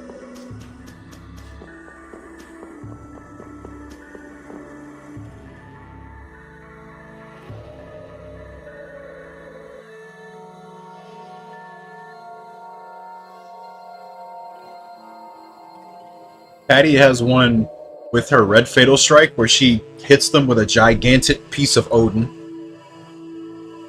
She just smashes them with it. It's like her favorite food.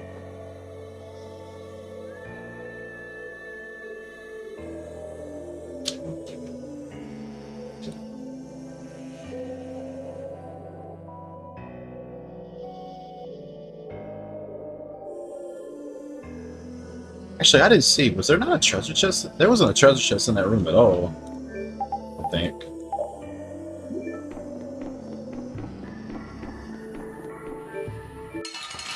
Yeah, I think I got it. We got back attack. Yep.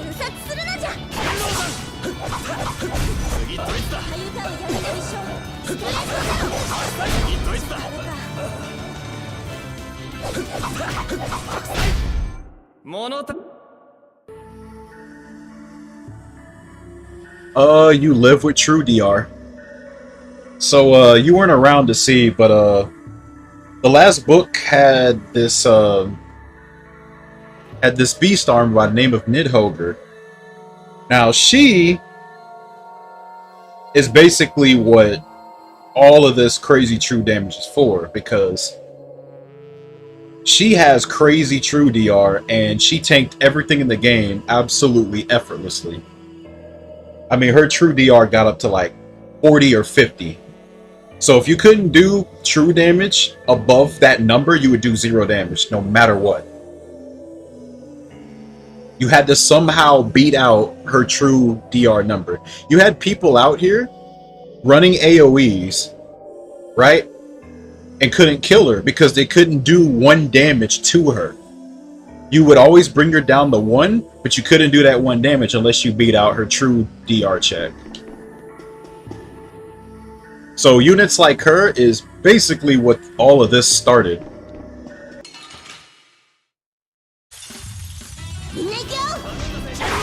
But, like I said, we had way less options when she came out.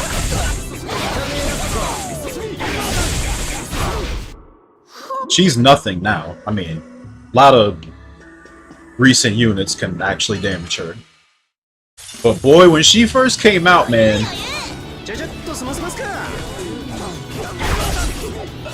it was like the second coming of Fallen Edelgard.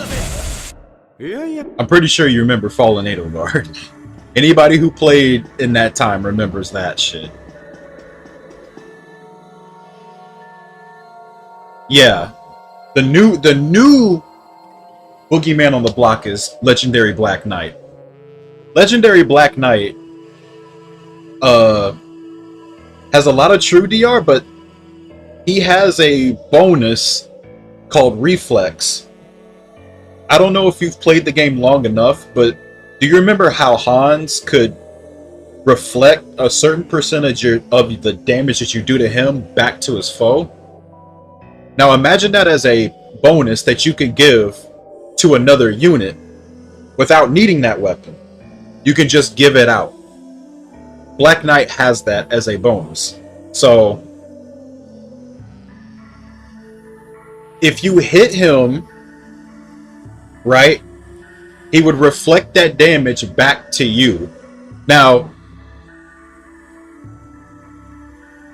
we're talking about a unit that has a PRF special that can do an insane amount of damage, has a lot of DR on it. So he DRs all the damage that you do to him, because it still calculates that. Even though it's being tanked, it still gets calculated like you're damaging him. So he uses all of that and throws it back at you. So another thing that's also happening is another way you can deal with units these days and just do a bunch of damage is doing reflect damage. There's a what's that thing called? There was a Ja'ana banner, right? Based on the Desert Nation from Sacred Stones. The theme of those seasonal weapons was reflect damage. They were inheritable weapons, but the free unit was Saber, and he had a lance. You can give that lance to any unit that you like, and everybody runs that shit. The lance is free. It has dodge on it, if you remember the whole speed DR nonsense from like 2019. So you have speed-based percentage DR, and the damage that is dealt to you, you throw it back at your opponent. So you're just sitting there just EPing everything and doing massive damage back to whoever. It's like what everybody runs. Yeah. So Legendary Black Knight has that and a lot more. He also has another bonus called Imbue. If you ever played Path of Radiance or Radiant Dawn, Imbue was the skill that healed you. He has that, and he can heal himself with that. Before every fight, he just heals himself. So he can maintain himself without a healer and keep reflecting your damage. So he's also really tough to take out. Oh yeah, also Imbue also ignores Fatal Smoke. So you can't just Fatal Smoke it. It takes like, it still does the percentage of it, but he can still heal. There's also that whole 9 too, where like Fatal Smoke is just being ignored. You can't just, you know, stop somebody from healing with Fatal Smoke. Fatal Smoke has just been kind of shelved for that reason. They might release some new version that does that, but yeah, the name of the game is like crazy bonuses, true DR, true damage, and reflect. I'd say that's a good little summary of just how the game is now.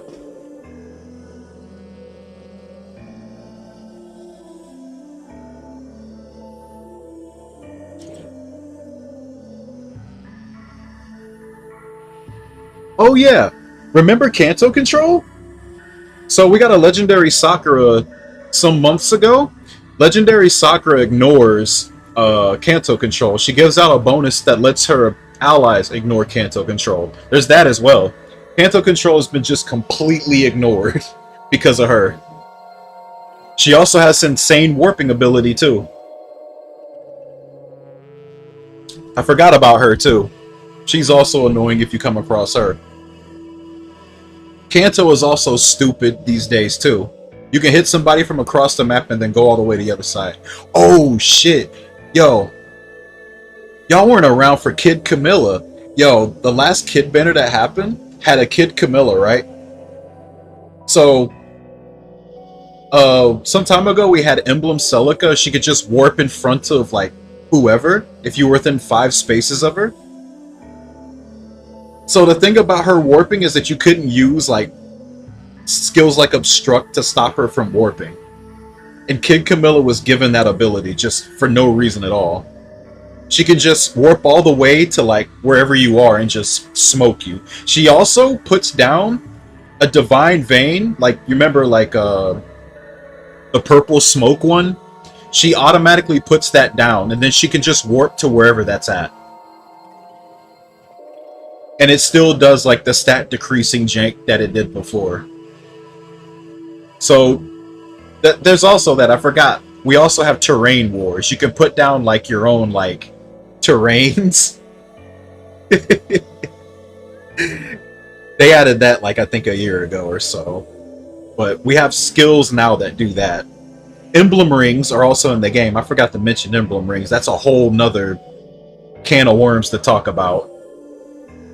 If you ever played Fire Emblem Engage, like, those rings, you can pull the emblem characters. If you pull the emblem characters, you get their rings, you can equip them to any character you like, and they get some insane effects with that too.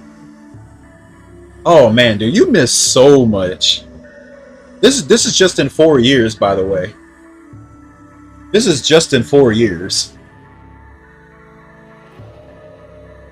Yeah, they're not that insane. I'd say the most annoying one is the ice one, because it makes... It basically makes a breakable wall. The newest emblem character puts up a bunch of crap, though. You know what's funny, CBS? They stopped doing that after like 2 or 3 units. You're talking about the AIDS, right? Because the first one was Dagger with the Golden Eagle. Then we got Yunako with the Black Cat. But I don't know if we got any more after that. They literally just stopped doing that. Like, I don't even know why they did it to begin with, if they were just going to stop after like 2 or 3. Oh yeah, Regan was first. So yeah, 3. Did we only really get 3? That's really crazy. When's the last time we had an Ascended? When's the last time we had an Ascended character to get the Florets? People are still mad they can't get more Florets because they don't release any more Ascended characters.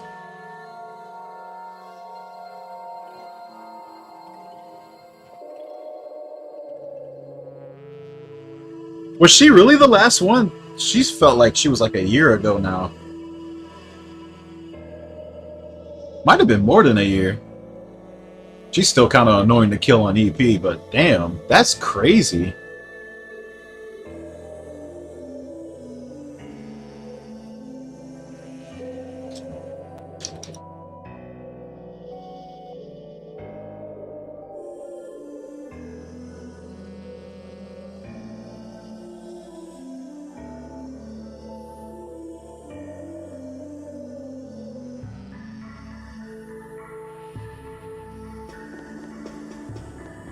Dang, bros. You know what's funny, though? They release these orb packs with Florets on it all the time. And I'm just always thinking, like, what are those people who are, like, absolutely fiending for those things thinking? They still never added Florets to the Celestial Stone Shop, did they? They really should just do that at this point, or just retroactively just... They need to just go back on that decision. And if you roll an Ascended unit, even if it's the same one, they should just let you get more. It's like you can do the same with like the other resources like AIDS. Just let them do it. There's no reason not to. Like it's just getting ridiculous now. It should just let you do it. Like I'm sitting here with like over 20 of them, but I know people like want to complete their characters. And to make a resource like that with such strict rulings for no reason is kind of ridiculous.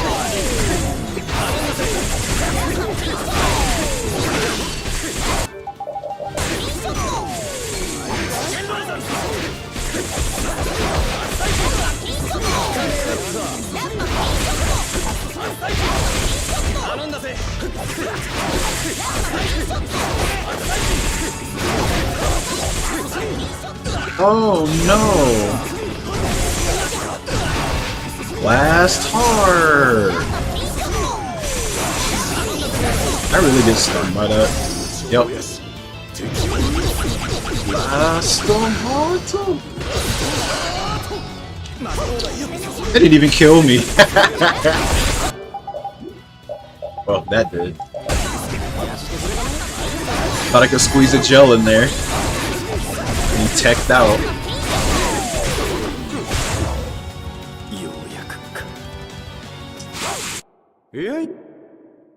Wada Sachiko.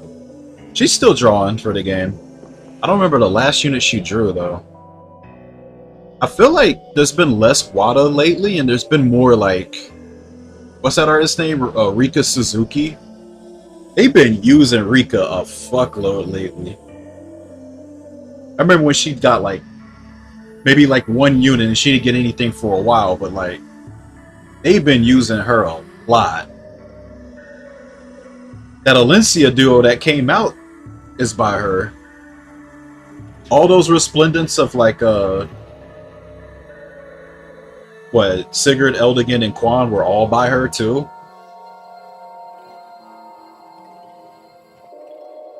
Was Leaf?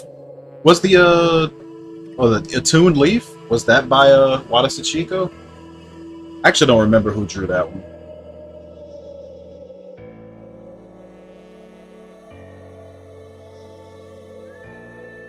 Oh, dude. Some of the staff units can be problematic. That's probably the most annoying one that we got. We got Fallen Lena, but I don't really see her, so I don't think I'd really call it problematic. I mean, Legendary Soccer, that means you're going to see her in Arena at least. Oh, God, man. Good luck to anybody who takes Arena seriously these days. That's ooh, ooh, ooh, ooh, ooh.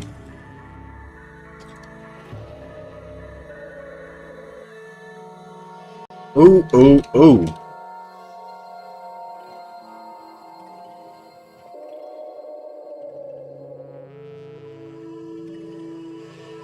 I say the most annoying staffs can really be, though, is again like, oh man, they gave staffs Ice Lock and Magic Barrier.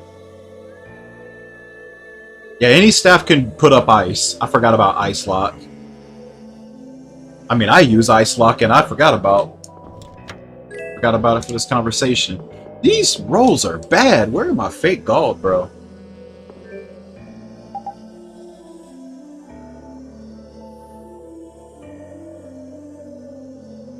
Dude, for your sanity, you should just put up sandbag teams. Like, don't put up any high merge stuff. You can roll for, like, Sigurd, Brave Felix, who can just move, like, 3 times per turn. And maybe put, like, Legendary BK up. And just coast. You know, the 4th unit will be the bonus unit, whoever it is. Like, just auto-battle that. For your sanity. If you're trying to take it seriously, then for just like one more orb maybe, then yeah, you're gonna be in for a ride, because some of them teams are fucking stupid, bro.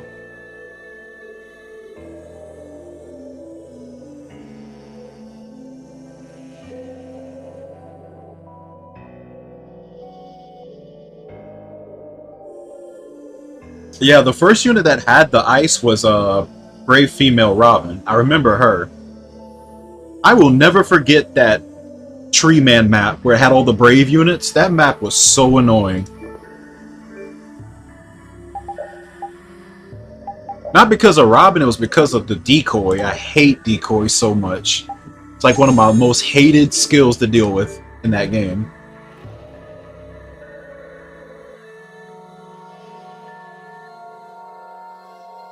And it was mostly because of just how the map was like laid out. You couldn't really move a lot.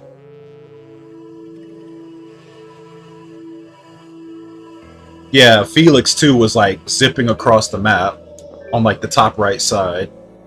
You couldn't tank Brave Bernadetta because she was yoked out like crazy.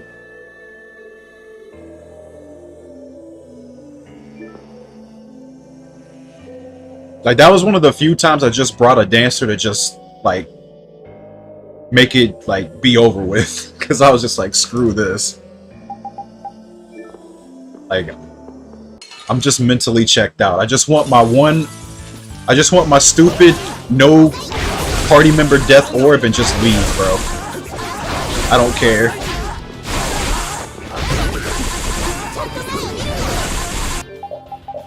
It is not worth all this stress. Not stress, stress. S-K-R-E-S-S.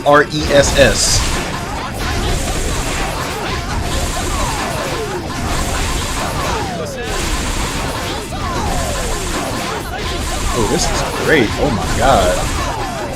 Get locked, bro. Almost got a 100-hit combo off of that. Nice stone.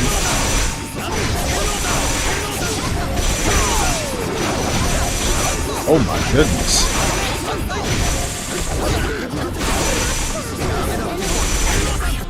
That was a really good fight.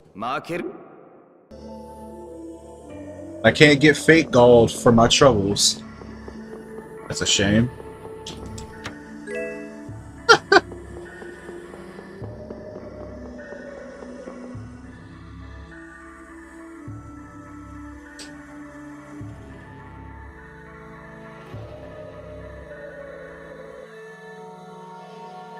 Oh, yeah, Rex Bolt. I already ran into... Yo, did you see that post I made? I ran into somebody in Binding Worlds who already gave her the Rex Bolt. It just came out. And somebody already gave it to her, and I already ran into it. I added them. I'm like, yeah, the next time I do this, if I don't find something better, I'm taking that if I run into you again. They accepted my friend request. Binding Worlds is still probably my favorite new game mode. Like, I know you gotta pay up for the otherworldly bind, but like being able to like form a unit and max out their dragon flowers and you get all the skills they have saves so much time and resources. It's crazy. I would rather just pay it down, and if I get them, I get them. I already formed some yoked out Halloween Sakura I ran into. Somebody actually gave her arch rival. I think the only thing stopping it from being just absolutely perfect is that new dagger only skill that Summer Yuri had, but I can't blame him if he didn't roll for that. Yeah, I haven't ran into you yet. I don't know why, but like Dios is the only one out of the Discord I've rolled. And I've rolled him, I think, 4 times now. I haven't rolled Nilla, I haven't rolled you, and a bunch of other people.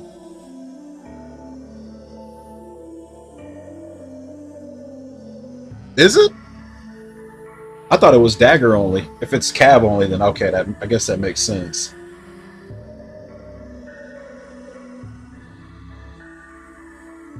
Jeez, that really narrows down the list then, if it's cav only. No wonder I never seen that skill anywhere.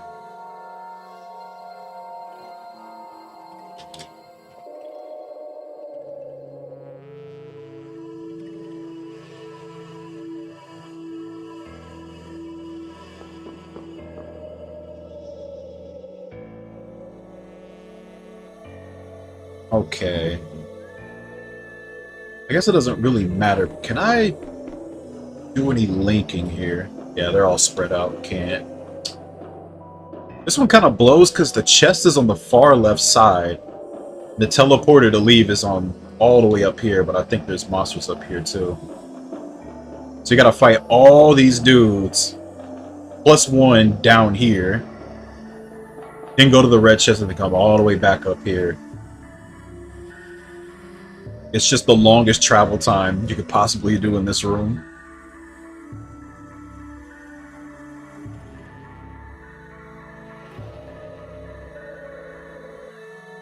Yeah, that's what I thought.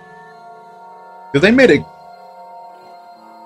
dagger only and calves. That is a crazy, crazy narrow list because that's not a very common combination. Dagger calf. Like, I can't even think of too many in the game right now. It's like, what? Desert Dean, Merlinus. Obviously that alt right there, and then like who else?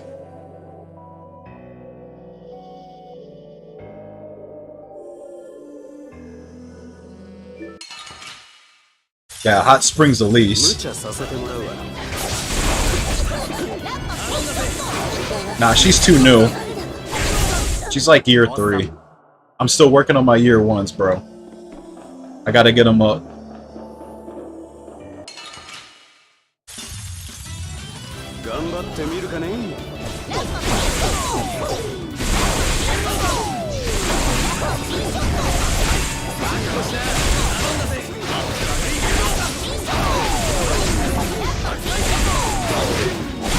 Oh yeah, Summer Lind. I actually have her too.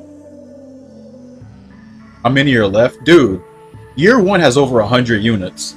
It has the most units that they've ever released in any of these years. They loaded the fuck out of the first year of the game. Like, year 2, I think, has like less than half.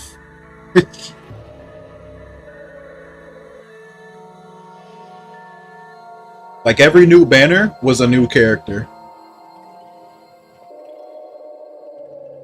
There was more new hero banners, and it wasn't the most seasonals, but there wasn't that many less seasonals. And then you had all the Tempest trials they were doing as well, with new characters on it. But it's over 100. Over 100 characters that I have to refine, get their Dragon Flower level to max, completely deck them out in new skills or new-ish skills, and probably give them an arcane too. It's gonna take a long time. Now you understand why I'm doing this Binding World shit and why I'm taking it so seriously. It saves a lot of time. Bro, do you know how many flowers it takes to get an infantry unit from year 1? From 0 to plus 40? It's like, what, 4,000 flowers? Bro, you probably couldn't get that in a year.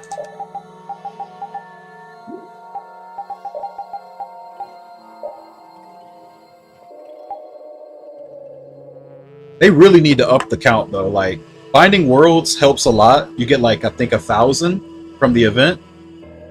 But, like, they really gotta, like, double the count on everything. Yeah, we're at plus 40 for infantry, plus 35 for everybody else for year 1s.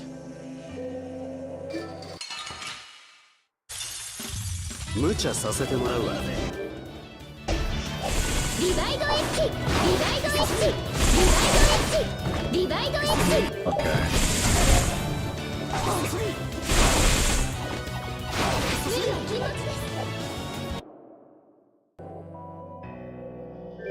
So I think I'm going to...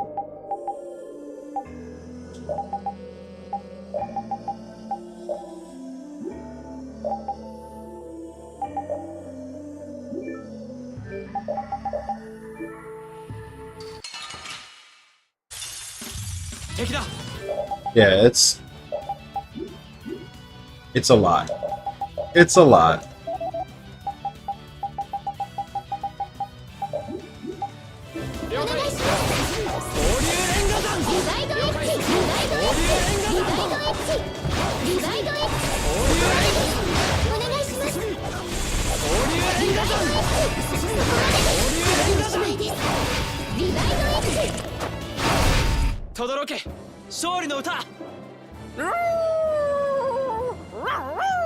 心地よい勝利だね。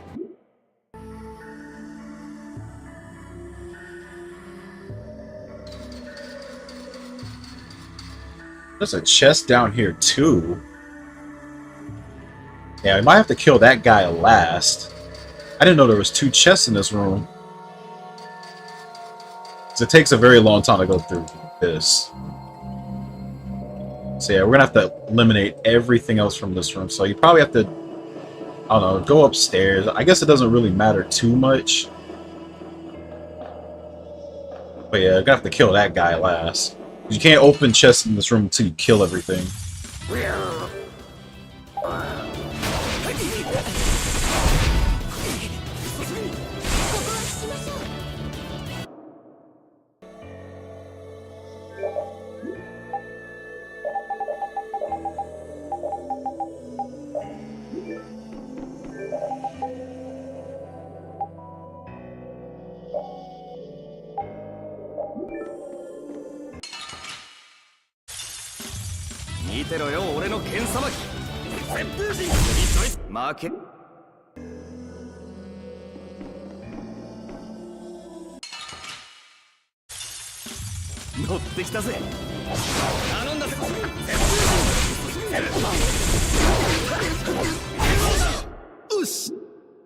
But I am almost done merging up all the Year 1 Grails.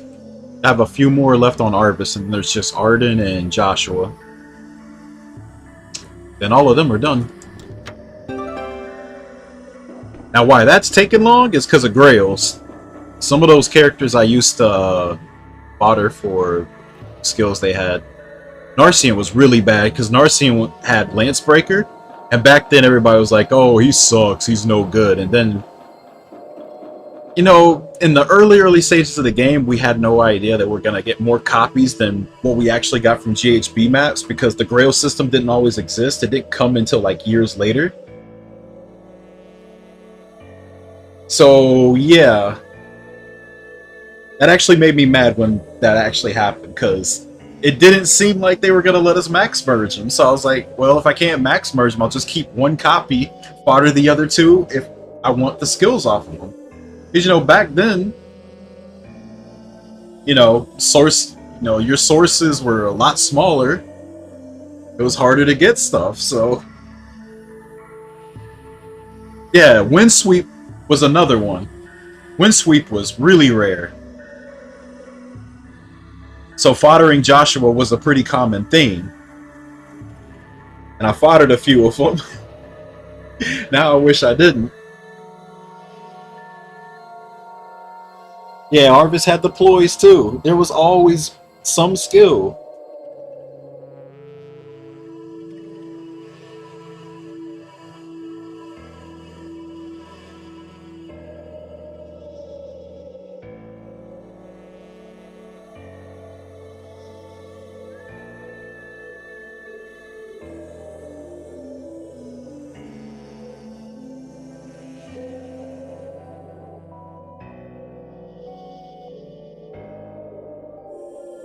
But it's like now, it just looks like a boneheaded move, because now I want to max merge and I have to cough up more grails because of it.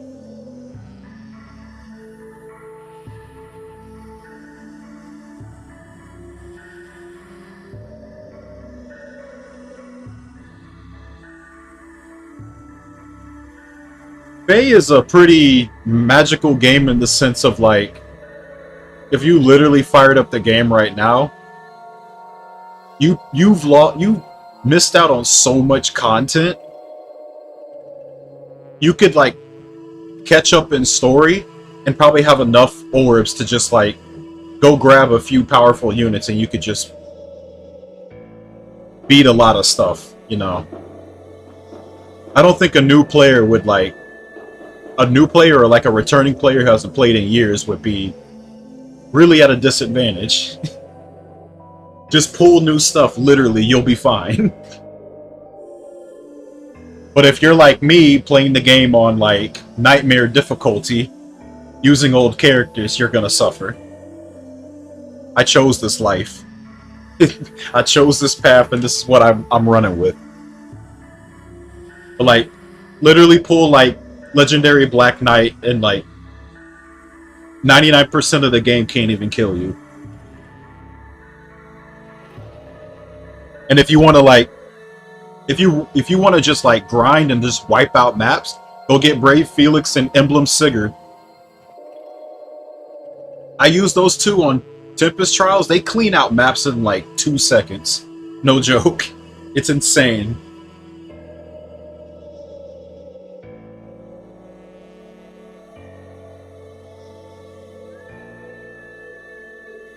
Yeah, Mass Marth, dude, Mass Marth was a clean slate. Just comes with a falchion and nothing else. The Build-A-Bear of Fey units.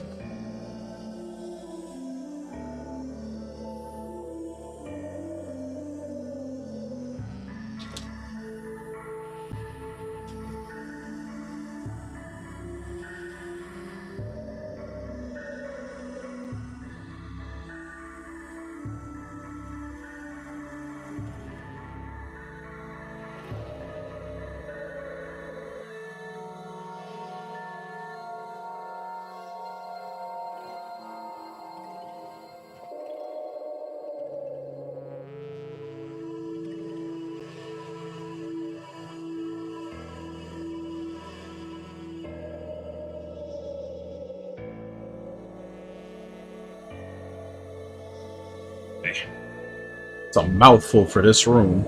Okay, we got everything. Let's get out of here.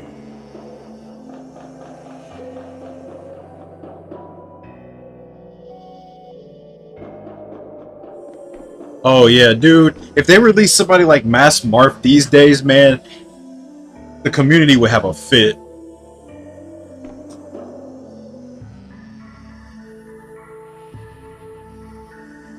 Like, I tell you this, if they gave him a dope PRF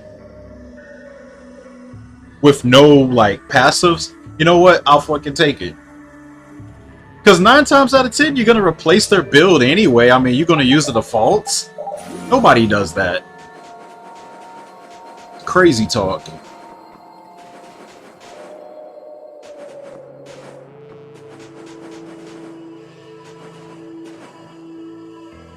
Like, the most you can hope for, they have, like, a 4-star available skill that is still kind of annoying to get.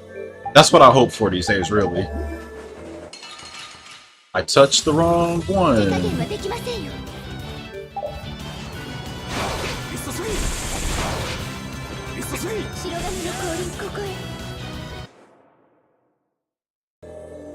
They are blank slates if you look at it the right way.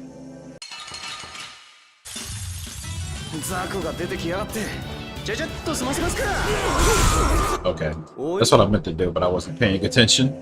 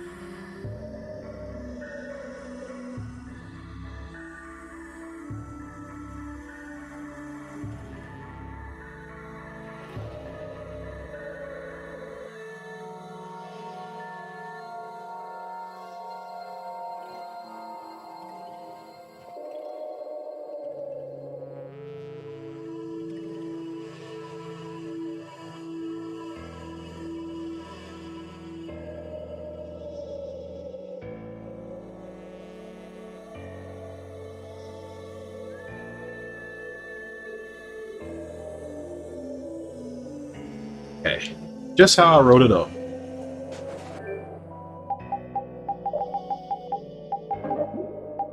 Wait, still got the dark bottle on?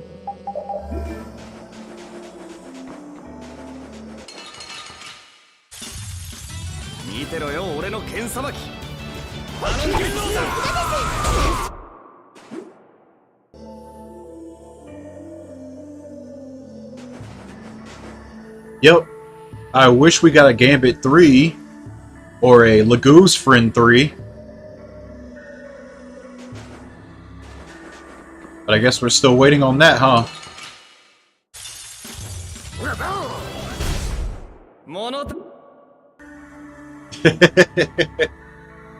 Man, Lagoose friend through it goes so hard.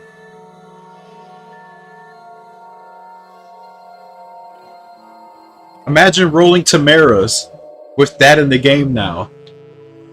Would change everything.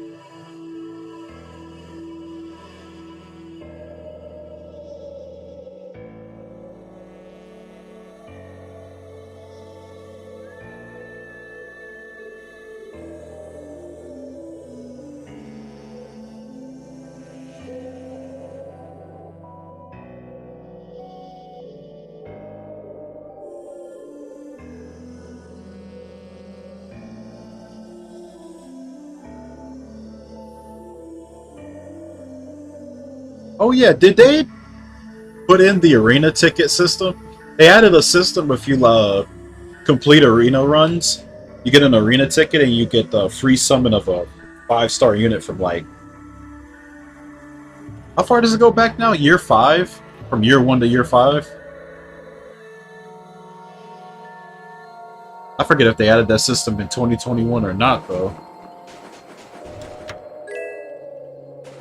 That's just gold. How many fake gold do I have now? 7? Man, we are so behind.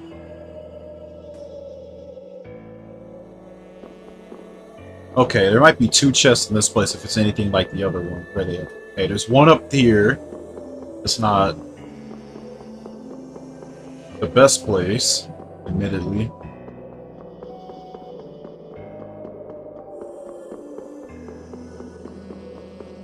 Year 7?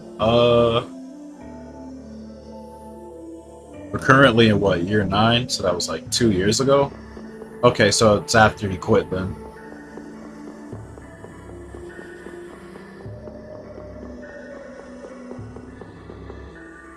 Okay, he should be weak against water. I think? Or was it fire? Check it out.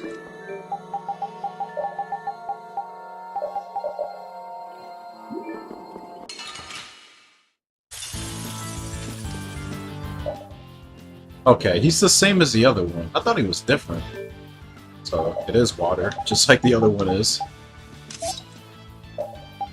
Don't have Splash Bow with him, even though I should. I sold that like a doofus.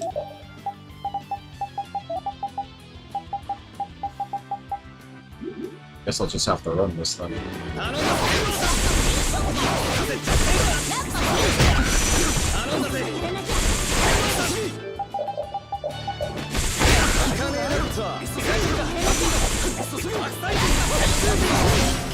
Oh.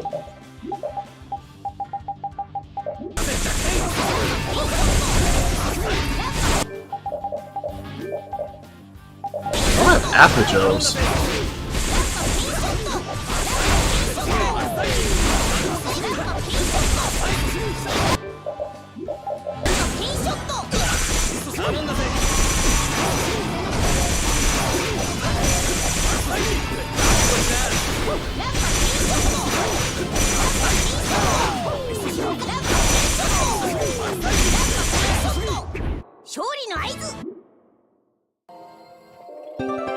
Oh. Lucky roll right there. Finally, some mercy. So, where's the other chest? Or is there really only one chest here? The other side has 2. They're really only gonna give me 1 chest here? Wow, that's kind of crazy. It's like the same size as the other room. Plus I completely missed it, it's over here, and I don't think it is. No. Oh, I see it. It's way over here. Okay. So you have to go all the way back up. Thief's Mark. Oh my god. I didn't even know you could roll that here.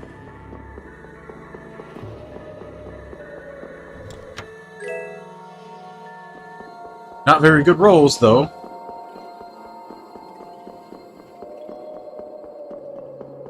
Like, like, man, if I'm gonna roll accessories and stuff, can I get a fairy ring? Or an emerald ring? That'd be great.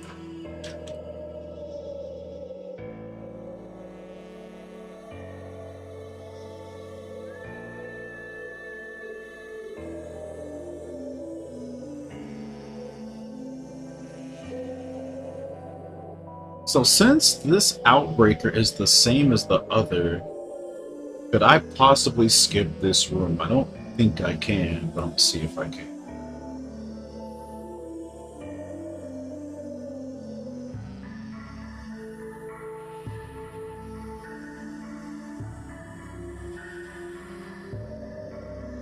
You know what? I technically could,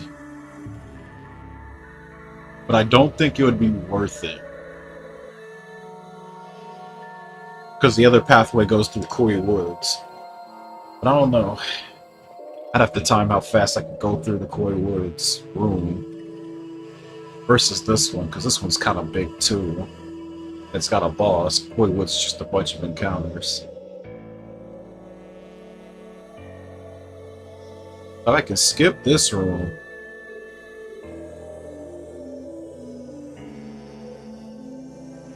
I could just go through that pathway twice.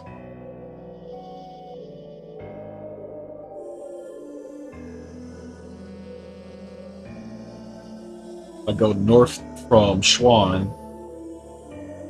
Go to Barbos. I guess I could try out Crystal Lands to see if it's any good. Other than that, yeah, I don't know. I'll have to like return and see how that goes.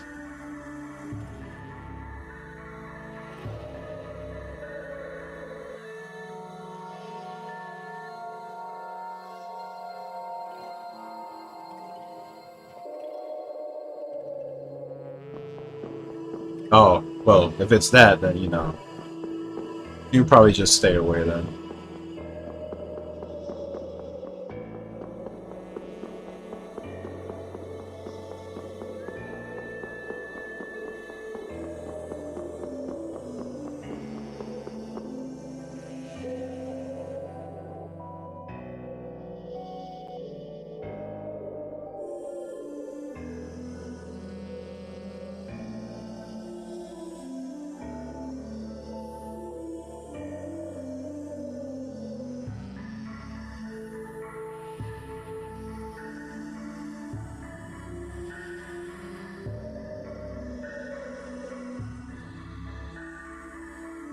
Okay, we'll just roll with that for now.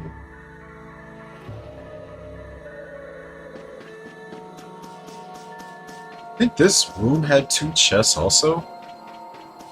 Yeah, they're pretty obvious too. Okay then. Oh yeah, this boss was weak against a lot of stuff, actually. Do I have an earth weapon? I do not. That's not good.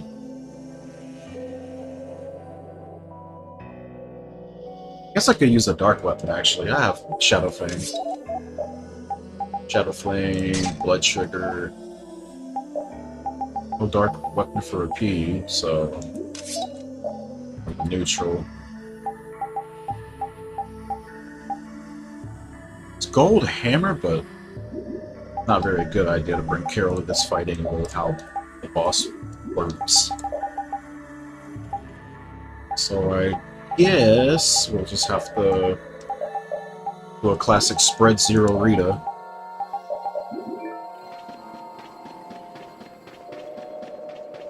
I don't think the boss should last too long with all these weaknesses being hit.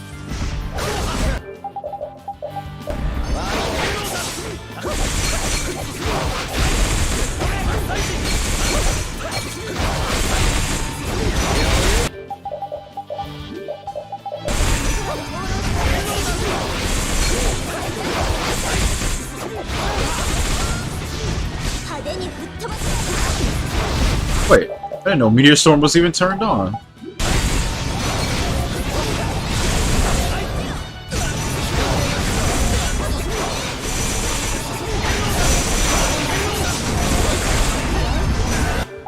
As funny as it is to spam Meteor Storm on this boss and just absolutely overwhelm them with it, I don't think that'd be the best idea with how the game can lag.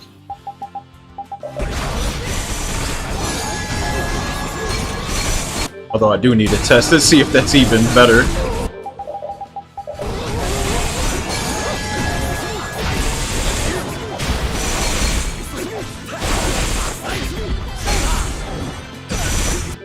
Wow, still alive, huh?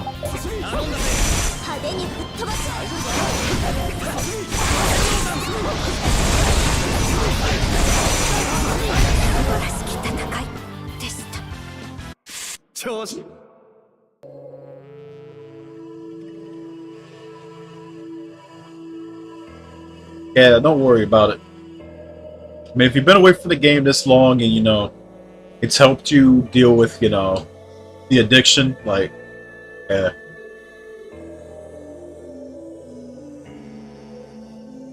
It's been a detriment like that.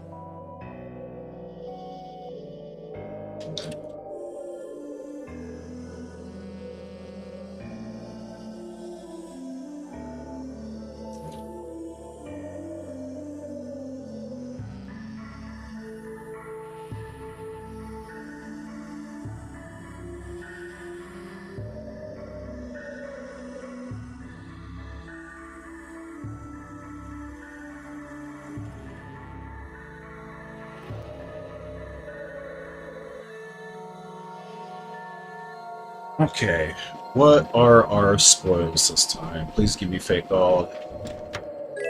Need to come back. If I don't get 10 fake gold by the end of this, I might be kind of in trouble. Wait, the chest is on the left side, not over here.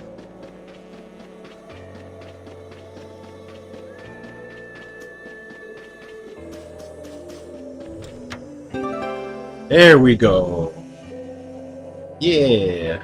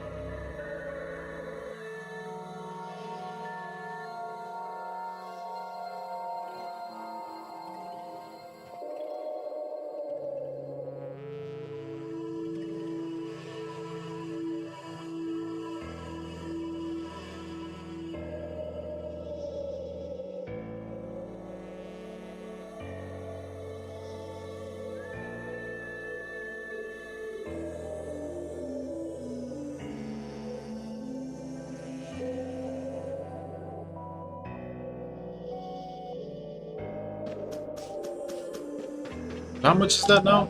That's 9. So if I could get one more, we'll be in a good position to beating the boss of this place without doing an extra run. That would be very, very, very good.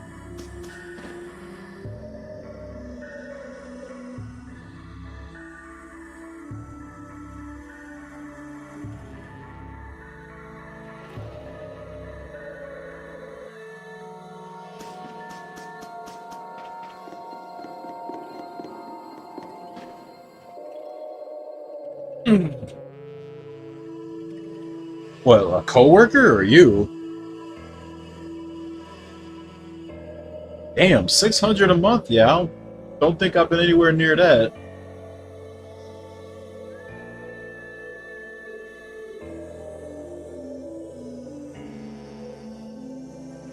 What the hell is he playing where he needs to spend that much? Or is it just collectively with a bunch of games?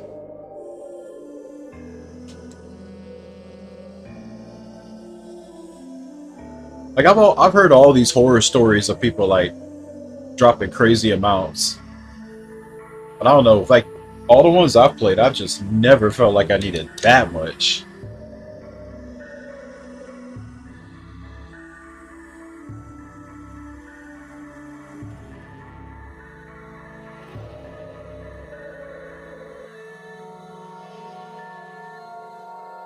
But yo, everybody's got their vices. $600 on anime girls or $600 on, I don't know, booze or drugs or something.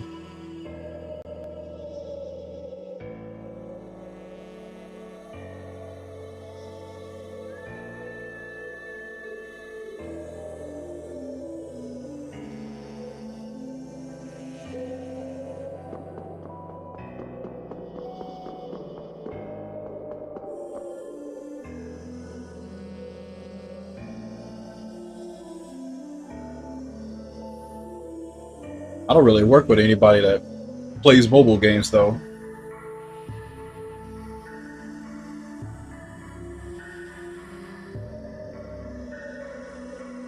Have a better chance of them spending that on, like, drinks.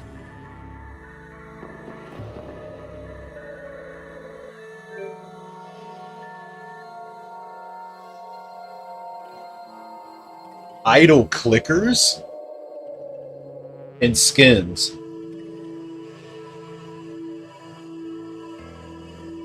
Okay, I don't play any games where I gotta pay for skins, like...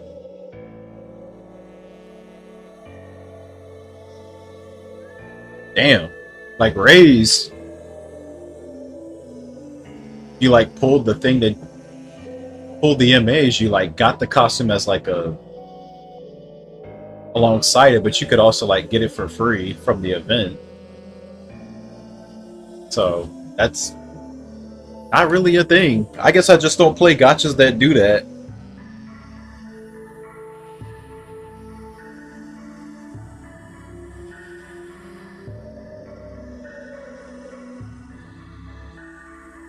Yeah, like, the closest thing I could think of is, like, Resplendence. But they're, like, skins with stats, I guess. I'm just thinking, like, when people say skins, I just think, like, just the costume. I can't really think of anything that's just costume and not at least a little bit with the gameplay.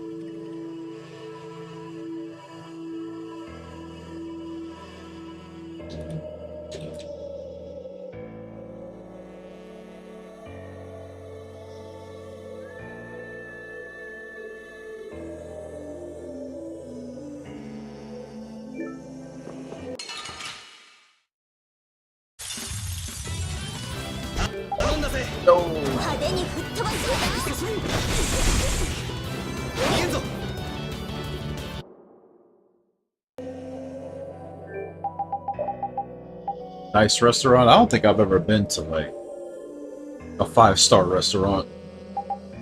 I don't know if we have any.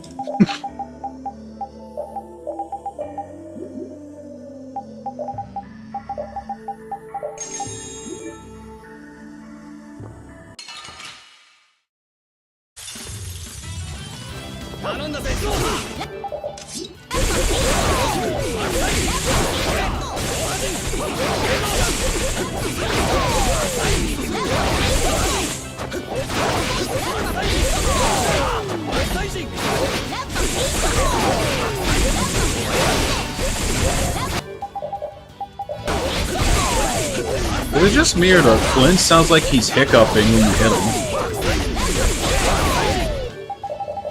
I don't know why, he just sounds like that to me.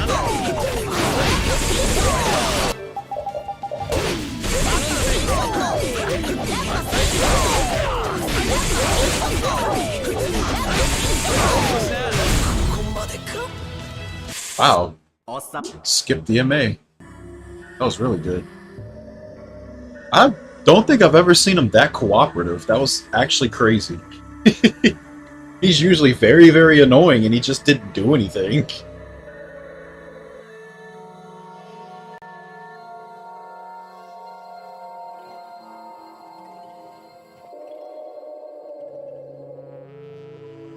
I mean, hey, that's good. You feel you benefited from it. Nothing really lost there. I mean, if you really, like, want to know, I guess, like, if your favorite character's got anything, just check the wiki every now and then. Or follow the, check the YouTube page for... What's that place called? Nintendo Mobile? I think that's the YouTube channel. They have trailers up there like every month to see if your favorite character got anything and just go, oh my god, that's cool, and then just that's it. Like it's a pretty simple way to like follow what's coming out without having to actually play the game.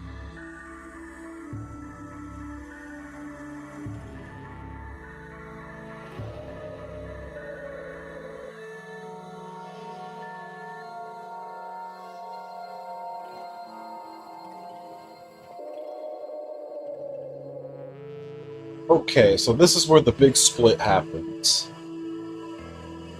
This way goes to the 3 bosses before Duke. The other one, Gigantos, it should be over here. Very, very, very uniquely colored to show that this one's actually special. But we do the Giganto Gauntlet separately. Actually, we do that last. More useless accessories. I think there's only one chest here. Check if there's the second one.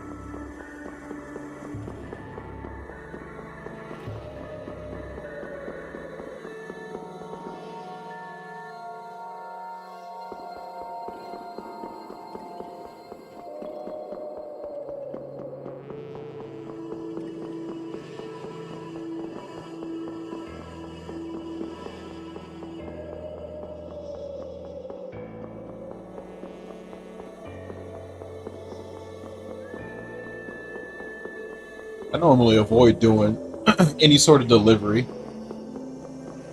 I have to drive so far to like go to work. I'm so used to just driving. So I just drive to wherever I need to go. I don't even do delivery for pizza. I just call it in and then I just drive over there and it's just done by the time I make it.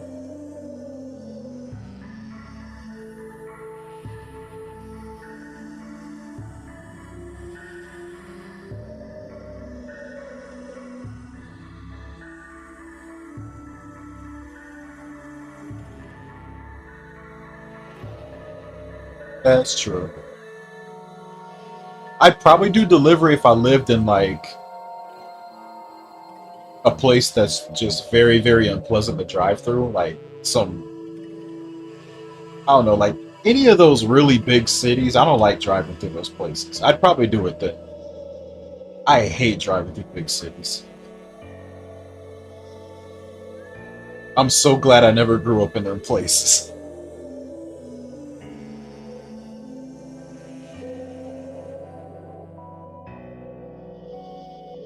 Like I'm talking like right in the middle of the heart of the city. I hate driving through those places. Terrible, terrible stuff.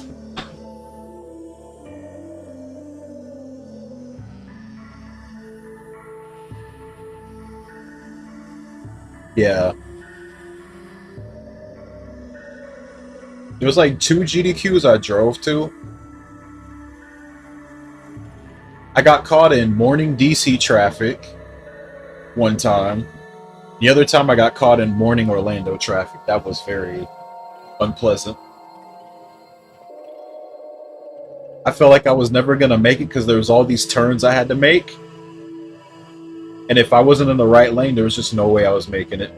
Nobody was gonna let me in.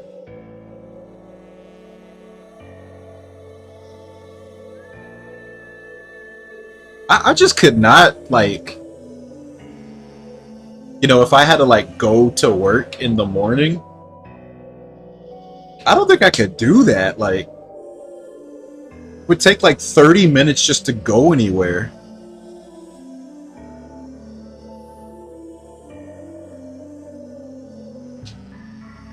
Yeah. It just sounds so grating. I can just understand why some people just hate going to work. Because you got to go through all of that mess. Everybody's trying to go to their jobs and stuff at the same time.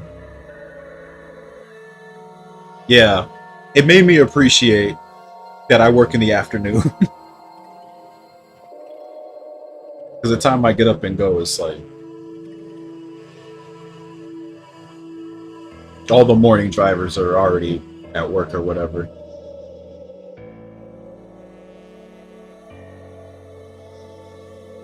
I kind of miss night shift. Like at my first job, it was great because I worked from like 11 to 7, and when I got out, I could get breakfast from like anywhere. That was great.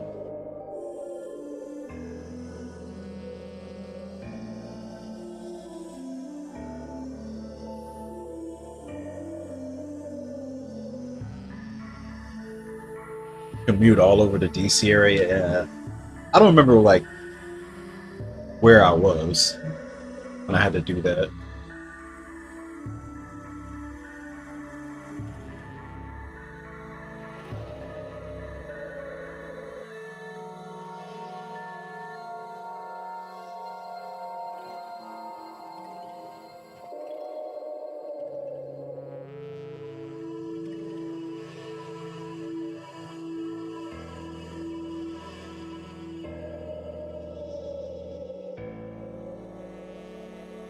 It's been a couple years? Dang, bro.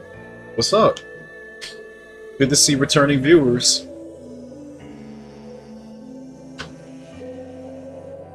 Yeah, I'm just finishing up my routing for this before Exilia Remaster comes out.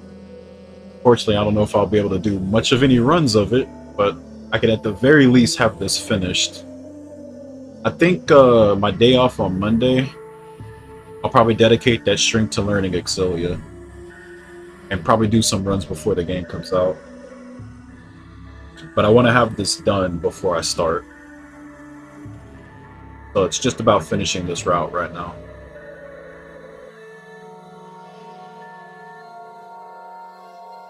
Exilia Remaster comes out next Friday. Gotta get ready. I have a little bit less than a week left.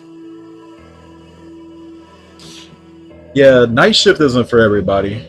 I'm just, I don't know, like my lifestyle and stuff, I'm just naturally like, I'm more used to like being up at night than daytime. I'm kind of the opposite, like, I really hate getting up like early morning. That's just not me.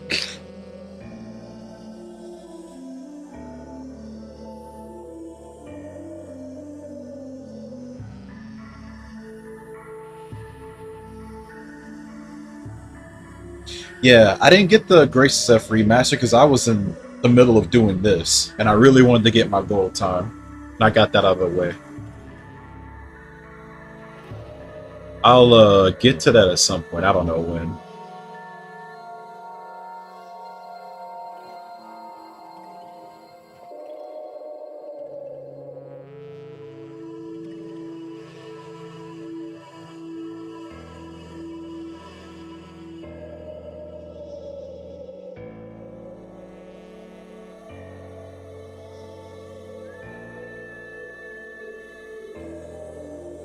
Yeah, I'm looking forward to seeing what people are gonna say when I like start doing runs of that game.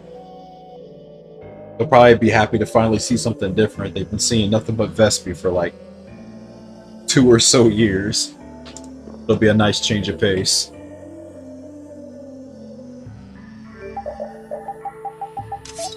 Oh my god, something different. He did it. He finally played a different game.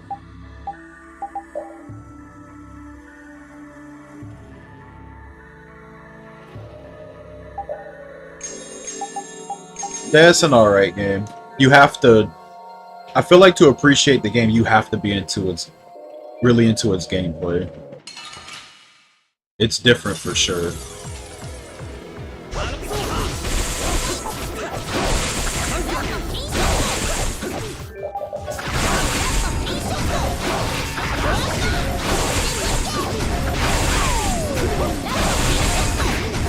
Whoa, how did he break out of that?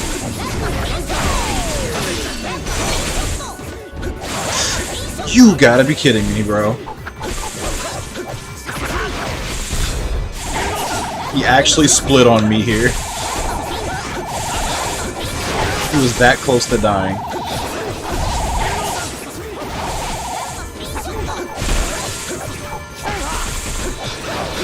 Probably should just final gale this.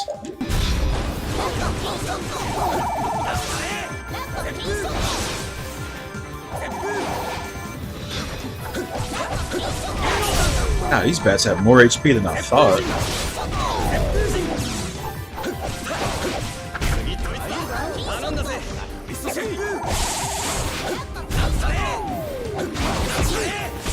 Not blocking. Yeah, I really should have committed to... Oh, well, that's not bad. Yeah, you can kill before the split. You want to in the new game run when you fight him in the story.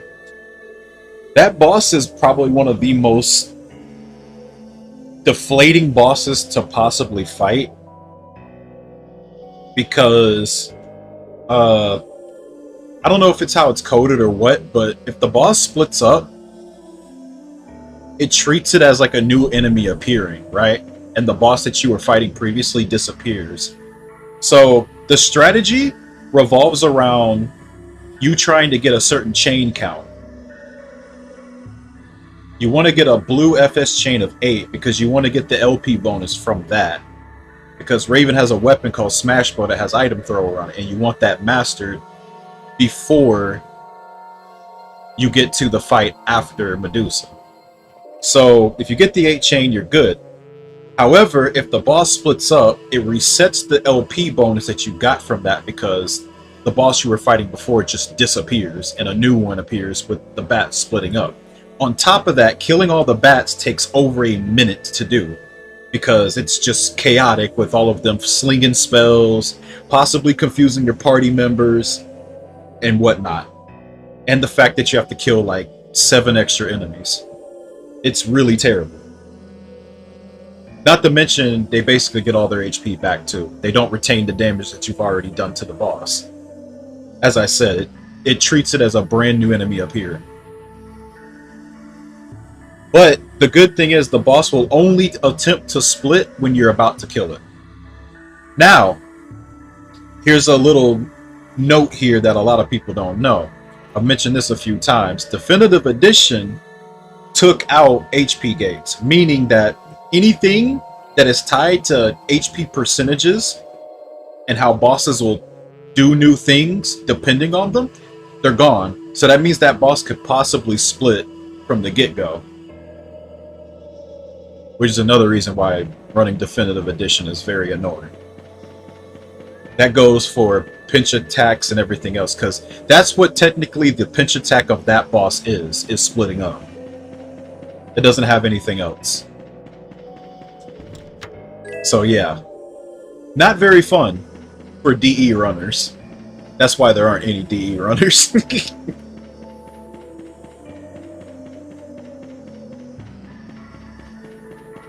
I know I always get the question of like, why don't you run DE, or like, why are there no runners of Definitive Edition? That's one of the main reasons. The other reason is just Vesperia is just a very, very hard game to run already, but that just adds another layer of just more struggles and hurdles for the average Vesperia run. You're already going to be going through a lot, and now you have that to worry about. Just not the average person wants to deal with all of that, and I can understand that. Me, I chose this version because this is where all the history is. Definitive Edition is still very new and very untouched. This game has a history of over 10 years, and I wanted to compare myself to those runners, so I chose this version. Definitive Edition was already out by the time I picked this game up, so I just chose this one for that reason. There was just no runners. If I ran Definitive Edition, I didn't know if my time was good or not. Running PS3, I'll know, because there's like over 10 runners, I think. I forgot how many exactly, but it was just easier for me to just do it this way. And I don't regret my choice at all, because I didn't even know all that stuff with D until one of the runners told me.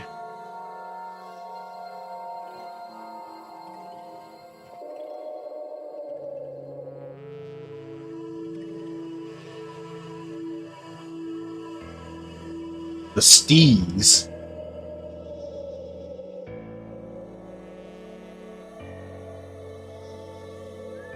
It's not the word thought I expect to see out of the chat. What is it, like the really cartoonish style that it has?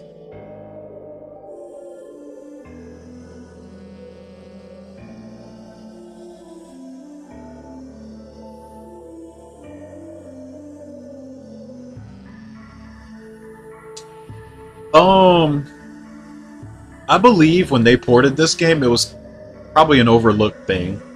I don't think it was supposed to happen. Because it's a very... If you ask me, it's a very important part of the boss design. No, it's not...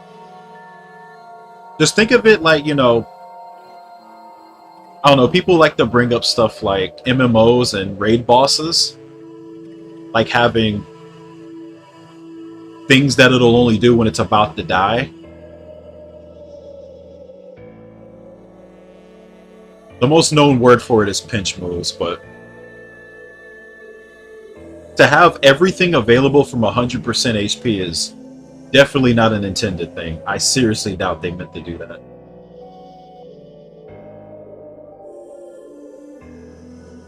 If you want the most infamous boss in this game, you have Gattuso. Gattuso has a very bullshit move with the roar attack. He's not supposed to do that, though, until he's at low health. So, for him to be able to do that from 100%, I can see why people would say, like, he's really BS. Usually, pinch moves are much stronger than anything else they have.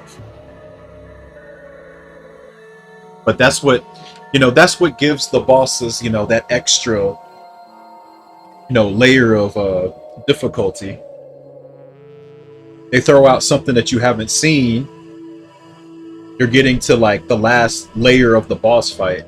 The boss is getting desperate to win. The boss uses things that it isn't using before to win. Because you haven't lost yet. But now, you're seeing everything the boss has available from the get-go. So now that, you know, that part of its design is just lost. But see, this is the thing. Like, this isn't like a really, really well-known thing.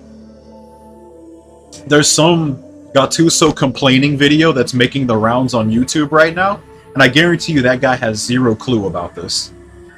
Because his only experience with Vesperia is probably Definitive Edition. I'm just gonna assume that the guy doesn't, like, have very good knowledge of the game. He's probably just mad that, you know, Gattuso is a tough boss and all. Which, very common sentiment. A lot of people say that. But I do think that change does make that boss... I'd say in a vacuum, that boss is going to be tougher for a lot of people. For that reason. Especially if you're playing on hard mode. If you're playing on hard mode, that means you see the more of the boss. So there's more chances of him using his BS attacks. But it's definitely a rough one if you're a beginner. And you don't... I'd say if you're not playing in a more balanced style, then yeah, you're gonna have a pretty tough time with it. Speedrunning this game, though, made me appreciate the boss a bit more than I did before. Because I started realizing, like... I started realizing more of, like, how many of his attacks... Just having a more of a sense and a more of anticipating their attacks that you can just simply block. The roar attack can't be blocked, though. That's why I said that attack is bullshit. Because it's very hard to escape that. Especially if the boss is running towards you and uses it. It has a pretty wide range on it, and it's really hard to get out of the range.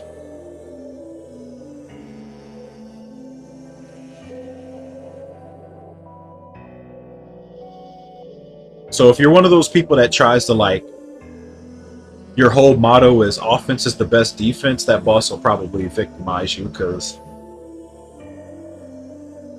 that's one of the first bosses that have armored on its attacks, so you can't just simply hit him out of it.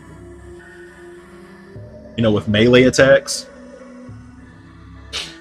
But if you know, block, then A lot of that stuff can just be easily handled. But I do think a lot of people that play these games don't block very often. Because, you know, defense isn't really a fun thing for a lot of people. I understand that.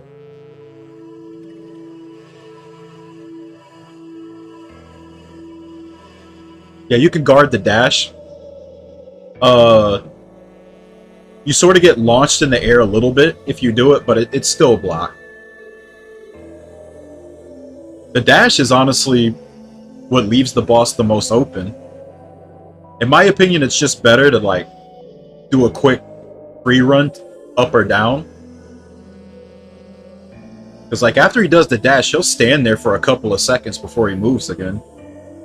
So you can anticipate the dash, and you know, it's highly telegraphed. I mean, he has to like do the animation where he lowers down before he actually dashes. The dash is honestly worse for your party members than you.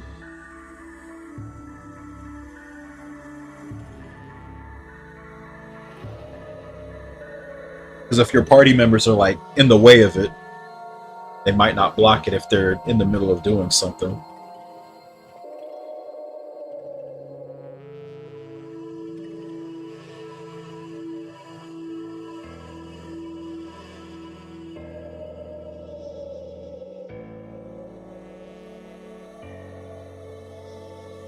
Yeah, it doesn't take itself as seriously. It's pretty goofy.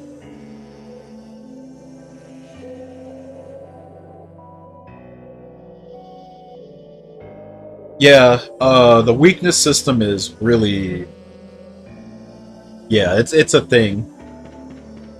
It was the first game to start to try like a different weakness system where like every art has a bunch of attributes and there's like a bunch of weaknesses to work with. So I wanted you to try to do an entire combo using a bunch of different type of arts. So to get the most out of like, I guess to effectively fight enemies, you want to try to hit all the weaknesses in one combo.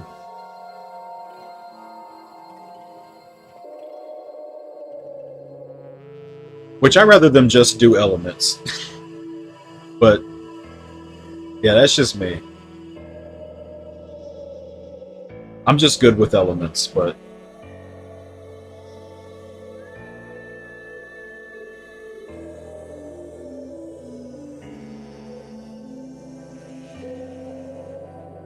when I played, I mostly ignored trying to do everything. There is the Nova stuff. The Nova one, I want to say you can't ignore Nova because those monsters are. I don't even think you can do damage to those monsters without using Nova. I know you can't hit stun them, but I think you do like 1 damage if you don't use something Nova. I think that's the only one. The rest of them you can mostly ignore.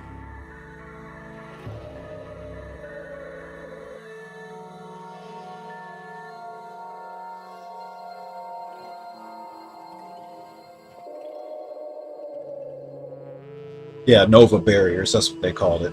I think that's the only time you actually have to pay attention to it.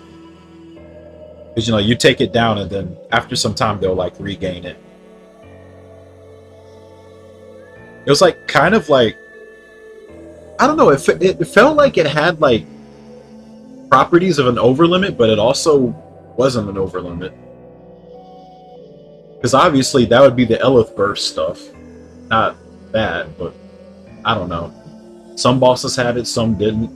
It was kind of weird in that regard. Not sure what I could compare it to.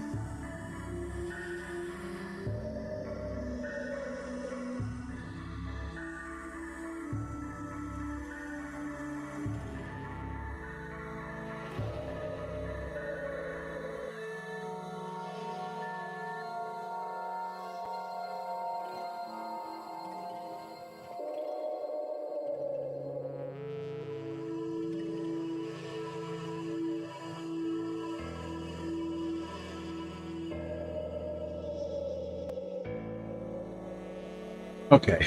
There's been some booty chest.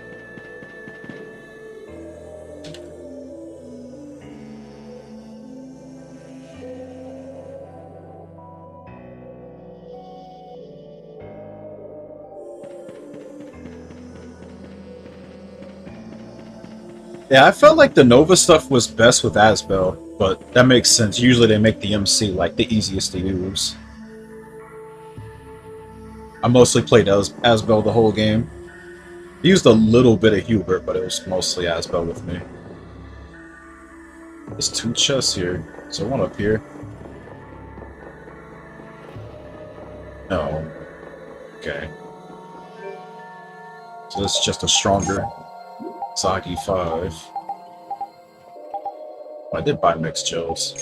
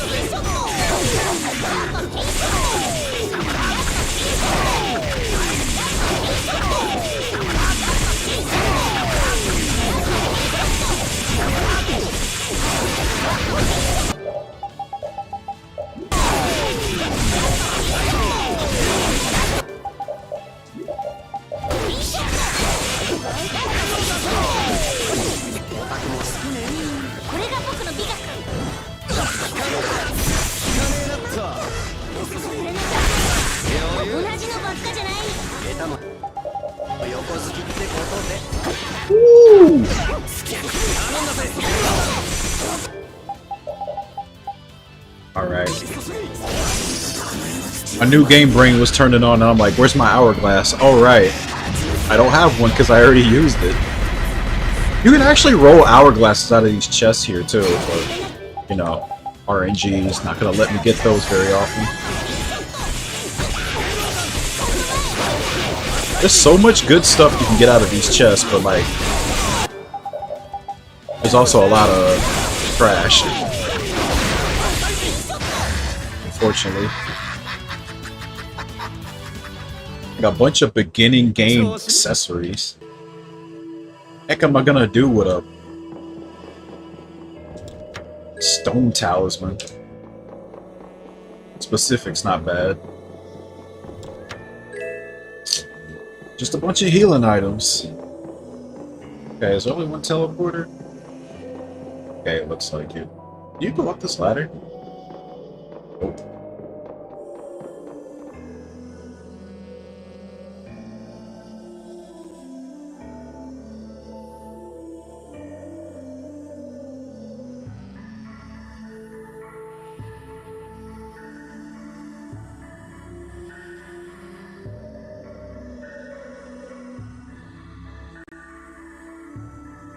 Okay, I think there's only the Dawn room left. Which I don't think there's any chests in there. Yep. Let me recheck this room real quick. I don't think they put any red chests here. Oh wait, no, it's one behind him. That might be the only one. I think that Giga Larva room's the only one where they actually hide a chest. Completely out of sight. Like, the Zagi room has 2, but I don't know why this one can't have 2. Alright. This fight's pretty straightforward. Still not mastered, though, unfortunately. Would be a good time to do it.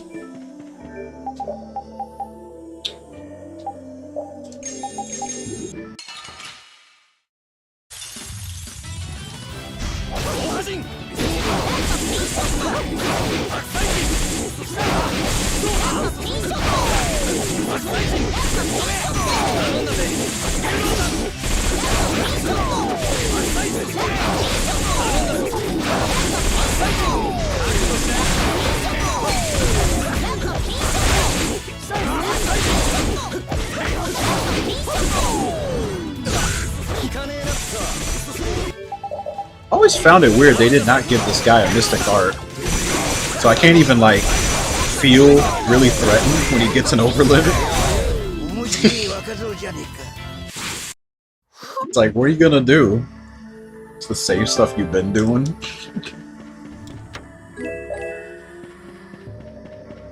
You can do all this other stuff, but you can't use an MA. It's kind of crazy.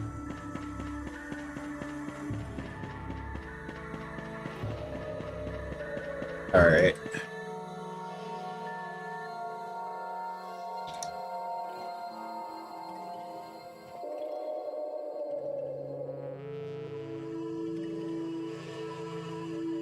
Okay, so that just leaves Duke, which is the end of this. As I said, I can't do MA2s because I'm trying to test something. Kind of blows I have to go through this entire run just to get the letter, just to see if what they'll do. So what I'm trying to find out here is let's see if I can.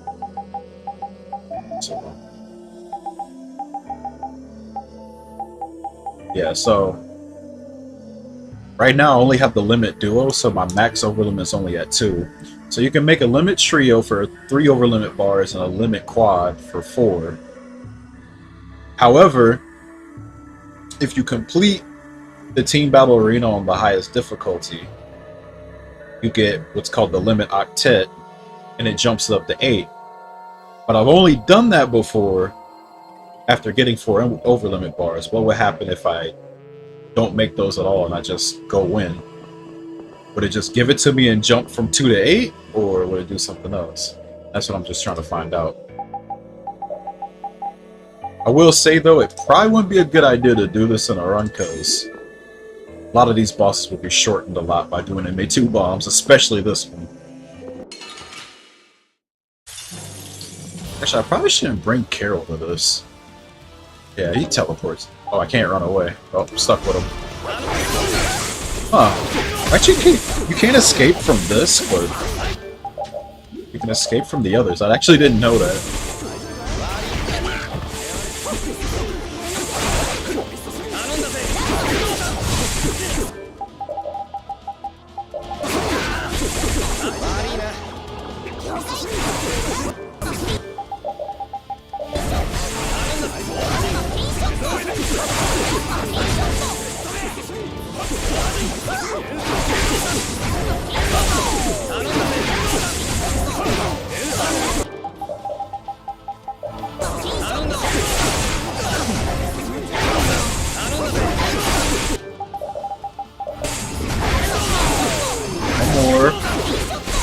Why didn't it open?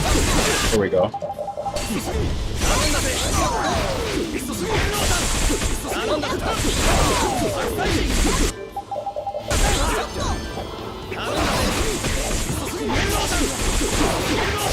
God, that means there's an extra responsibility for Carol and status effects he might get. I stun. Oh.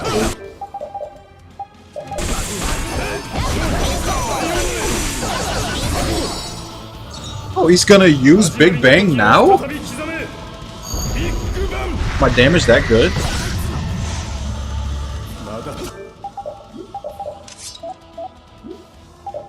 Okay, do I have a tree? I do.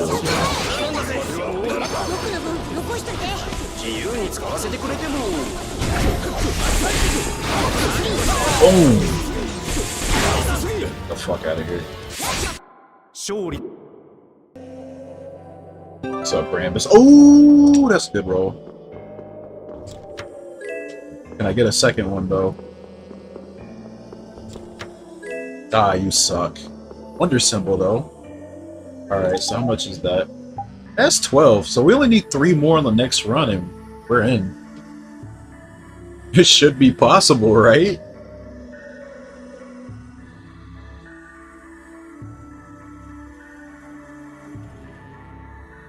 Okay, so I've written all of this down. Okay, I was gonna say, where's the teleporter that takes you to the boss room? So this one, you need 15 to even go this way.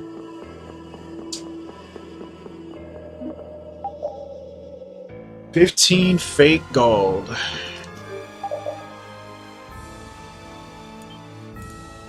But alright. I'll have to save that for the next stream because it's like 5 in the morning right now. And I do have work. So next stream we'll definitely be done with this. Alright. Well, thanks for watching. I will call it a stream. After that, we can be done with this. We can do arena, and the rest is very, very straightforward. Oh yeah, Necropolis too. Necropolis is pretty straightforward also. It's just tidal wave spamming and meteor storm spamming every room. But yeah, see you guys later. Good talk, good stream.